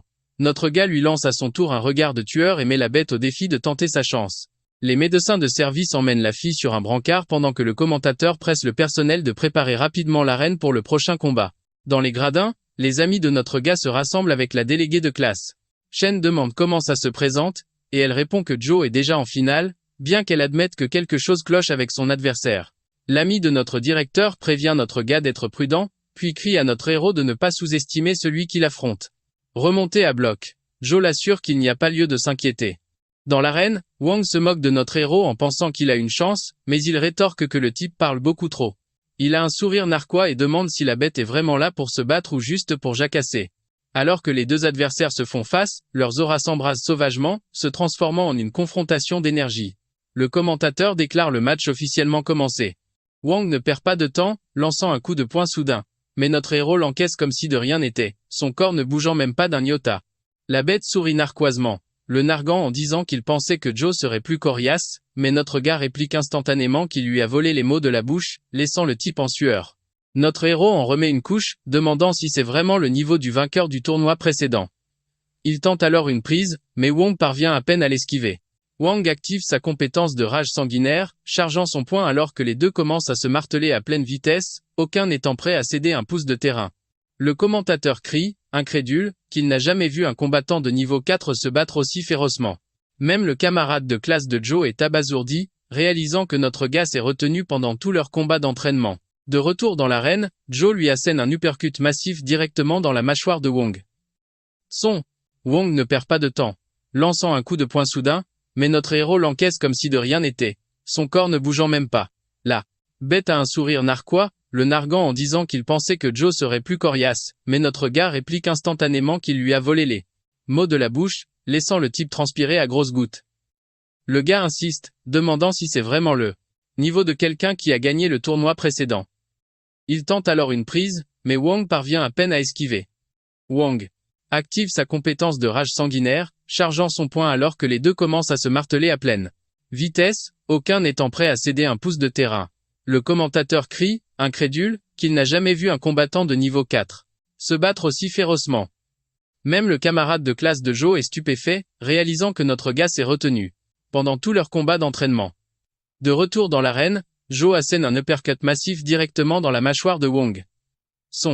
Le professeur et le directeur ont les yeux écarquillés, peinant à croire que leur propre élève soit aussi fort.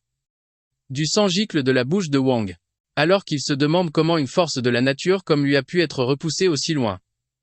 Cette pensée ne fait qu'alimenter sa rage et il pousse sa capacité encore plus loin. Goldfinger apparaît alors, faisant remarquer que le type force littéralement l'énergie stellaire dans son corps pour décupler sa force. L'instant d'après, Wong disparaît dans un éclair, mais Joe arrive à le suivre de ses mouvements. Il prépare alors un coup de coude et se dit que la vitesse est inutile contre sa compétence de perception. Pendant ce temps, dans la salle de contrôle, un officiel demande nerveusement au maître s'il devrait vérifier le niveau de Wang puisque celui-ci augmente anormalement vite. Toujours aussi calme, il explique que ce sont juste les arts de la rage du sang de sa famille qui le font monter d'un niveau, donc ce n'est pas de la triche. Puis il admet que la vraie curiosité réside dans notre gars qui ne s'est toujours pas donné à fond. Et le maître ne peut s'empêcher de se demander jusqu'où ce gamin peut aller. De retour sur le ring, les deux combattants continuent de s'échanger des coups de poing rapides comme deux défoncés qui se battent pour la dernière frite. Les amis de Joe regardent, les nerfs à vif. Shen crie que notre héros se fait repousser. Larousse le corrige rapidement, disant que Joe dévie en fait parfaitement les coups de poing de la bête. Dans l'arène, notre héros reste concentré, esquivant et se faufilant à travers les coups, cherchant son ouverture. Puis Joe riposte enfin avec un coup de poing dévastateur qui force la bête à bloquer avec tout ce qu'il a. L'impact à lui seul fissure le sol et fait un peu reculer Wang. Notre gars enchaîne avec un autre coup puissant, et Wang dit alors que Joe est le premier combattant à le pousser aussi loin. Alimenté par la fierté et la rage, il pousse César du sang encore plus loin, hurlant qu'il est toujours le plus fort. Imperturbable, notre héros le provoque en retour, demandant si c'est tout ce qu'il a à offrir. Puis il active la compétence d'emprunt de pouvoir, et son niveau commence aussi à augmenter. Les deux titans se font de nouveau face, leurs poings déjà prêts à en découdre. Xiao réalise qu'il peut maintenant lire clairement le schéma d'attaque de son adversaire. Utilisant ses compétences de perception, il remarque aussi que le point faible de la bête est son cœur. Ne perdant pas de temps, notre gars lui plante un coup de coude en plein dans la poitrine, faisant s'écarquiller les yeux de la bête sous le choc. Le coup lui coupe le souffle net. Mais Joe n'en a pas encore fini. Il enchaîne immédiatement avec une autre attaque, forçant Wang à se mettre sur la défensive.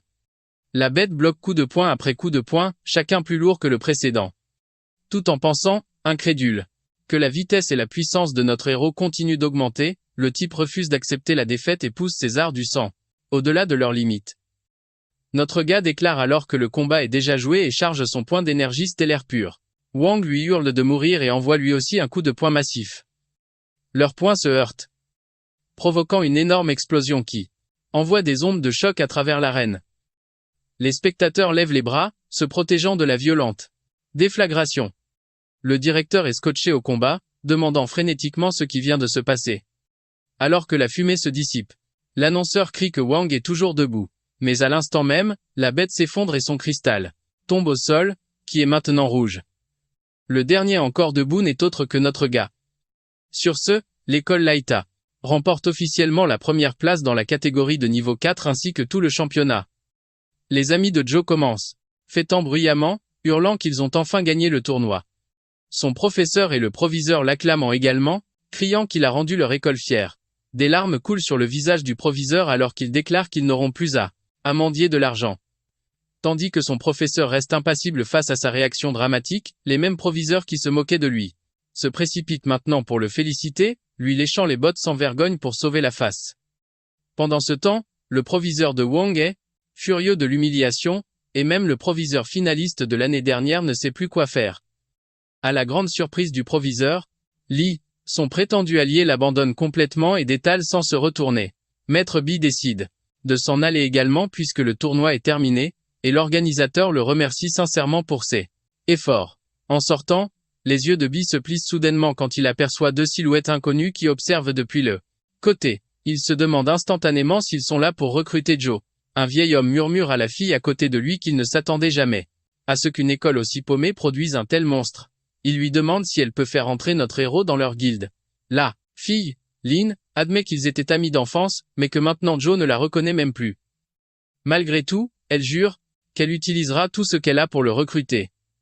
De retour dans l'arène, l'équipe gagnante se tient fièrement alignée sur scène. Les flashs crépitent tandis que le proviseur fait la promotion de Lady School Live, exploitant la victoire. Notre héros sourit pour les photos pendant qu'il pense que c'est plus difficile que le combat lui-même. Le lendemain, le proviseur le prend à part et admet qu'il lui doit une fière chandelle pour avoir assuré la victoire. Fidèle à sa parole, il donne à Joe le cristal noir, ce qui rend le démon super excité. Cependant, le proviseur le prévient que les grandes académies vont maintenant se manifester et lui rappelle de ne pas oublier d'où il vient. Après leur discussion, notre héros sort du bureau pour tomber immédiatement sur ses amis. Il le salue joyeusement, des papiers à la main, bien que ce soit les vacances d'été. Shen passe un bras autour de ses épaules et explique que toutes les meilleures académies leur ont envoyé des lettres d'admission en avance et qu'ils ont tous été acceptés. Notre gars les félicite, un par un, mais ils insistent sur le fait que tout le mérite lui revient. Shen devient alors sérieux, déclarant audacieusement que, ensemble, ils deviendront la meilleure équipe du futur, ce qui laisse notre héros un peu perplexe. Su s'empresse d'expliquer que même s'ils vont dans des académies différentes, ils pourront toujours se voir et rester ensemble. Joe se contente de sourire en coin, disant qu'il a hâte, car sinon il s'ennuierait à mourir. En marchant, il ajoute qu'il aura certainement besoin de leur aide quand il devra s'entraîner pour devenir plus fort. Soudain, une autre personne sort de l'ombre, les prenant tous au dépourvu. La déléguée de classe les regarde droit dans les yeux avec détermination et demande si elle peut rejoindre le groupe, elle aussi, car elle veut devenir plus forte à leur côté.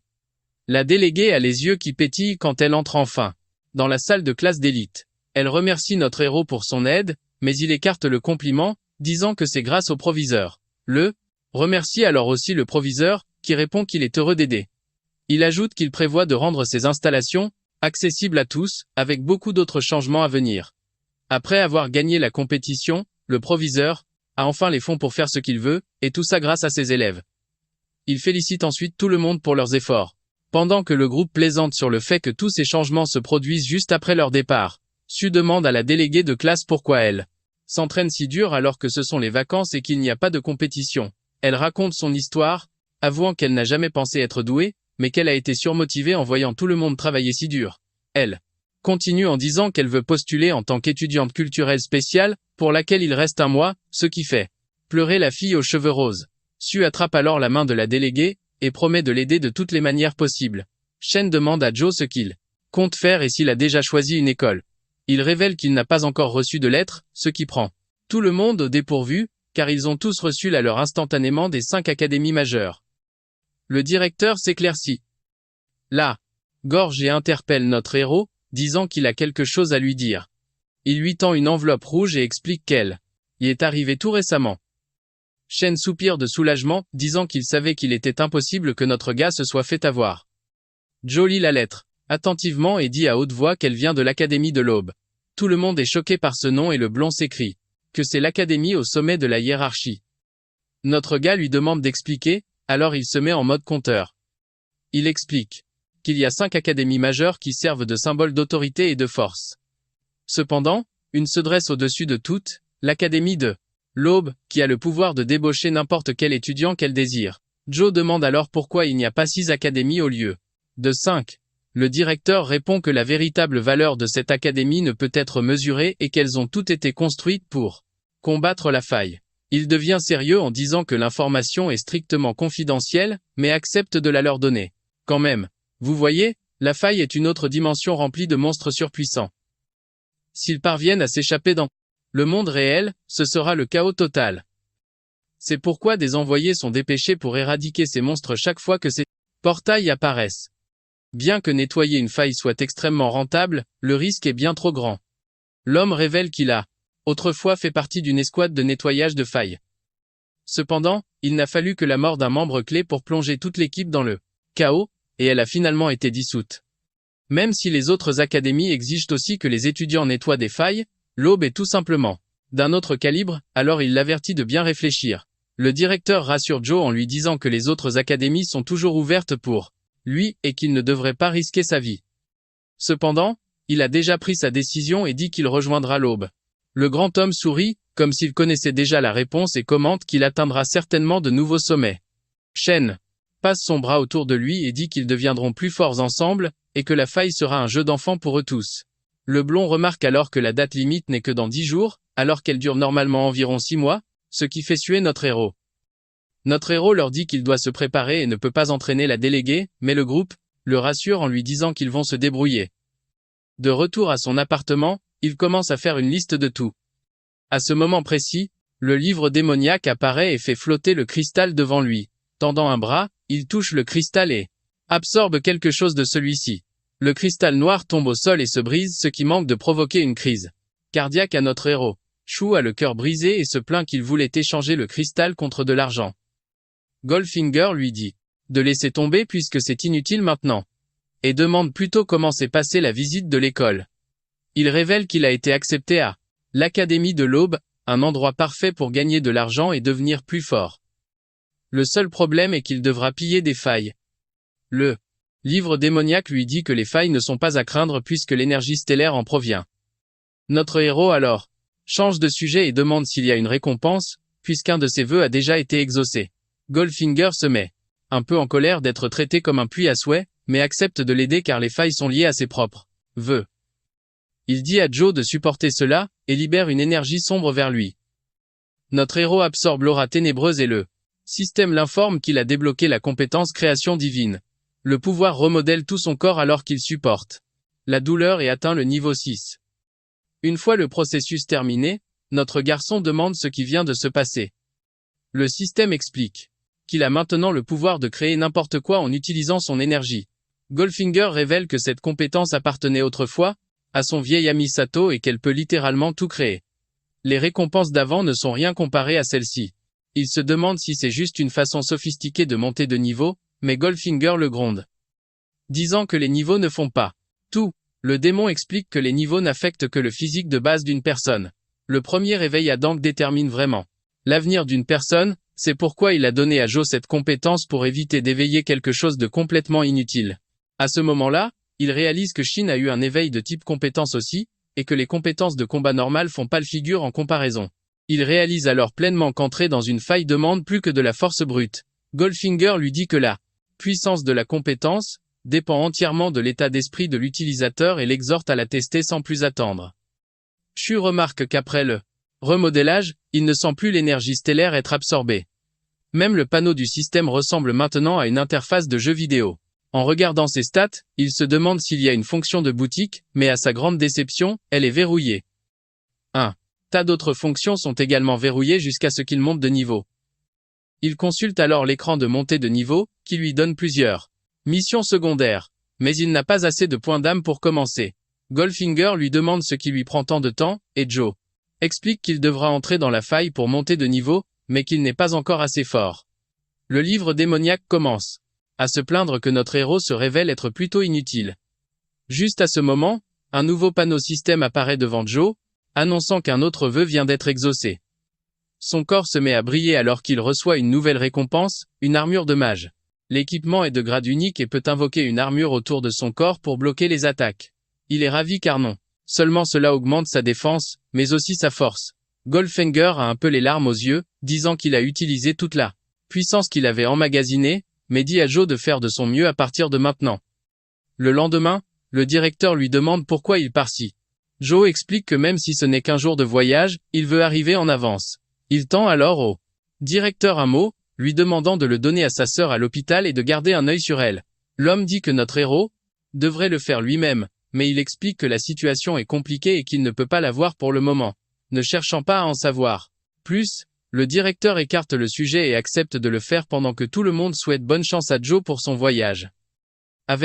Sur ce, il leur fait au revoir de la main et se met en route pour sa destination. À l'aéroport, la réceptionniste lui demande pourquoi il veut un visa et un billet d'avion pour la zone de niveau intermédiaire de la ville. Notre héros répond qu'il a été admis, ce qu'elle trouve étrange, car ce sont encore les vacances d'été. Elle lui demande une preuve et il lui tend la carte de l'Académie Dawnbreaker. Ses yeux s'écarquillent alors qu'elle réalise ce que c'est, pensant qu'elle n'en a jamais vu une de toute sa carrière. Elle le dévisage alors avec incrédulité, tandis qu'il a l'air perplexe. Il demande si elle a aussi besoin de la lettre d'admission, mais elle s'excuse rapidement et dit que la carte est plus que suffisante. Il est surpris de ne même pas avoir besoin de billets, et elle explique que quelqu'un de son statut n'en a besoin que pour le vol retour. Quelque temps plus tard, Joe se prélasse dans son siège de première classe, se demandant si c'est aussi l'un des privilèges de Dawnbreaker. Regardant par le hublot, il espère que l'Académie Dawnbreaker sera à la hauteur de ses attentes et profite du reste du vol. En arrivant à l'Académie Dawnbreaker, notre héros se sent bizarre car l'environnement est calme. Il se dirige vers le bureau d'accueil pour s'inscrire. Et quand le réceptionniste découvre qu'il s'agit de Joe Shen, il propose avec plaisir de l'emmener lui-même à l'école car quelqu'un l'attendait. Le gars est sous le choc, car il ne s'attendait pas à être assez important pour que quelqu'un l'attende. Le réceptionniste le conduit à un monument en pierre, en lui disant de placer sa carte dessus. Malgré sa confusion, Joe fait ce qu'on lui a demandé. L'instant d'après, ils sont téléportés directement sur le campus de l'académie. L'expérience le laisse sans voix. Peu après, le réceptionniste l'amène à la personne qui l'attendait, une belle fille aux longs cheveux blancs, Linen. Elle se demande si notre héros se souvient d'elle. Il admet que oui et qu'il espérait avoir une occasion de la remercier. À sa grande surprise, il s'avère qu'elle est son aînée. Une fois que le réceptionniste a pris congé, Joe se demande pourquoi Lin semble si impatiente de le rencontrer. Avant qu'il ne puisse s'approcher, Ki-Chong se met devant lui barrant le chemin. Lin fronce les sourcils et dit sèchement à Ki d'être respectueux envers leur invité. Lin l'invite à discuter, mais Joe demande d'abréger. Alors, elle lui a fait une offre de rejoindre sa guilde, et le prix qu'elle a offert est de 30 millions. En entendant le prix, Joe est sidéré. Même Ki-Chong se demande si Lin a perdu la tête et commence à déblatérer des conneries sur notre héros. En colère, Lin regarde dans sa direction, et lui demande depuis quand il a été désigné pour prendre des décisions, transpirant alors qu'il bafouille pour s'expliquer, il ne peut pas s'empêcher de penser Pourquoi est-ce qu'elle le défend? Puis Lin se retourne vers lui, l'informant que c'est le plus haut qu'elle et peut offrir. Mais Joe est partagé entre l'offre et les compétences qu'il a à offrir, juste un simple rang E. Avant qu'il ne puisse dire quoi que ce soit, une annonce retentit, exhortant tous les nouveaux étudiants à se rassembler dans l'amphithéâtre. Lin lui dit de réfléchir à sa proposition, considérant à quel point cette offre pourrait être écrasante pour lui. Il lui fait savoir qu'il prendra son offre en considération, et elle le raccompagne jusqu'à l'amphithéâtre. Dans l'amphithéâtre, un garçon aux boucles dorées, se croyant supérieur, s'assoit à côté de notre héros pour se mettre en valeur par rapport à lui. Les intentions du garçon envers Lin sont tout sauf pures. Il vise à la contrôler, prévoyant de l'épouser pour accroître l'influence de sa famille. La réunion d'orientation commence. L'instructeur, Jengoi, se présente et les félicite d'avoir intégré Dawnbreaker. Il les traite tous de génies, mais leur rappelle rapidement qu'en ce moment, ils ne sont que des étudiants de première année. Il les prévient qu'ils vont bientôt faire face à quelque chose d'entièrement nouveau, le Fisher. Un Fisher, c'est comme une chasse. Les oracles sont les chasseurs, mais le destin décide quand ils peuvent devenir des proies. Les armes humaines n'y sont d'aucune utilité. Seule une immense force de noyaux et des armes fabriquées à partir de matériaux de Fisher. Ils sont efficaces. L'Académie Dawnbreaker rassemble les oracles de plus haut niveau, créant une solide ligne de défense contre les Fisher. Jungo les dirige vers la bibliothèque pour plus d'informations et vers la salle d'entraînement pour des combats simulés. Ils peuvent organiser leurs propres emplois du temps, mais il est très clair. Adaptez-vous et devenez plus fort, ou devenez inutile. Ici. Ne voyant aucune peur dans leurs yeux, ils déclarent la réussite de la première évaluation. En récompense, chaque étudiant reçoit une pierre de compétence, un cristal qui leur permet d'absorber une capacité de combat. Celle-ci contient Sage, une compétence qui permet la détection et la lecture automatique de l'écriture des Fisher. L'instructeur annonce ensuite 2 autres évaluations. La première étant un test d'entrée, qui leur demande d'éliminer un Fisher de bas rang. La seconde est qu'ils doivent atteindre le rang d'Ankh et éveiller leur potentiel en moins de 6 mois. Certains étudiants paniquent tandis que d'autres se détendent, connaissant la solution pour atteindre le rang d'Ankh. Sentant leur malaise, Jangoi les rassure en leur disant que des suppléments aideront à accélérer le processus. Puis il fait entrer les aînés et la salle devient silencieuse alors que Linen s'avance, avec sa beauté et son aura indéniable. L'instructeur dit aux étudiants que leurs aînés les aideront dans leur évaluation de première année. L'instructeur continue, guidant les étudiants à choisir leur mentor. Les étudiants sont bouche bée, incapables de croire que Linen est devant eux, l'héritière de Zetiti, la guilde Shenhua. Un étudiant se lève, suppliant d'être choisi, affirmant quelle est la raison pour laquelle il a rejoint l'académie. Linen, cependant, le rejette, expliquant qu'elle n'accepte que ceux du type magie, alors que l'étudiant se spécialise dans la force. Un autre garçon, par dévotion, choisit d'apprendre le type magie juste pour elle. Bien qu'il maîtrise la force, mais elle le rejette également. Un par un, elle continue de rejeter les étudiants, ayant des exigences élevées. La patience de l'instructeur. Il commence à s'épuiser. Il l'exhorte à choisir au moins un étudiant de première année, l'avertissant que si elle ne le fait pas, elle se verra assignée par défaut quiconque restera à la fin. Parmi les étudiants, le garçon à l'allure dorée observe avec confiance, certain d'être choisi, soit par le choix de Linen, soit par les circonstances. Une situation gagnant-gagnant pour lui. Puis Jo Shen se lève, demandant à être pris comme son mentoré. La salle devient silencieuse, personne ne s'attendant à ce qu'elle accepte. Mais quand elle dit oui, la salle entière est stupéfaite. Plus tard, dans la salle des missions, Jo remet en question sa décision, se demandant pourquoi elle l'a choisi. Et a offert un prix si élevé pour quelqu'un d'aussi inexpérimenté que lui. Linen lui dit simplement qu'elle a des raisons personnelles, qu'elle révélera après le test. Elle présente ensuite l'équipe organisée pour sa prochaine évaluation. Han, le superviseur, n'interviendra que si une vie est en danger, et toute interférence de sa part entraînera un échec. Liui, la soigneuse, fournit un soutien de récupération tandis que Jolin s'occupe des attaques à longue distance. Liui, le chef d'équipe, commande la formation et prend les décisions tactiques. Les rois voient notre héros les mains vides et se demandent s'il a éveillé un quelconque talent spécial. Ce qu'il nie. En entendant cela, il est secoué, se demandant comment l'académie les même laissé entrer comme ça. Comme il est inutile de se plaindre maintenant, il décide de rester vigilant à ses côtés. Lewi conseille à Ju de rester près d'elle pour sa protection, mais il insiste sur son expérience du combat, la laissant légèrement exaspérée par son assurance. Ensuite, l'équipe de Lui est envoyée vers la fissure dans la salle 1, et la fissure peut être ouverte par un fragment de l'arbre monde. Dès que la fissure s'ouvre, notre héros ressent une aura dense, espérant y trouver la clé pour monter de niveau. Ils atterrissent dans une grotte, et presque aussitôt, une meute de loups démons de l'ombre détecte leur présence grâce à son odorat aiguisé. Leroy et Jolene leur foncent dessus, faisant de leur mieux pour les abattre. La soigneuse Louis court pour les guérir, ignorant qu'une bête se trouve derrière. Ignorant qu'une bête se trouve derrière.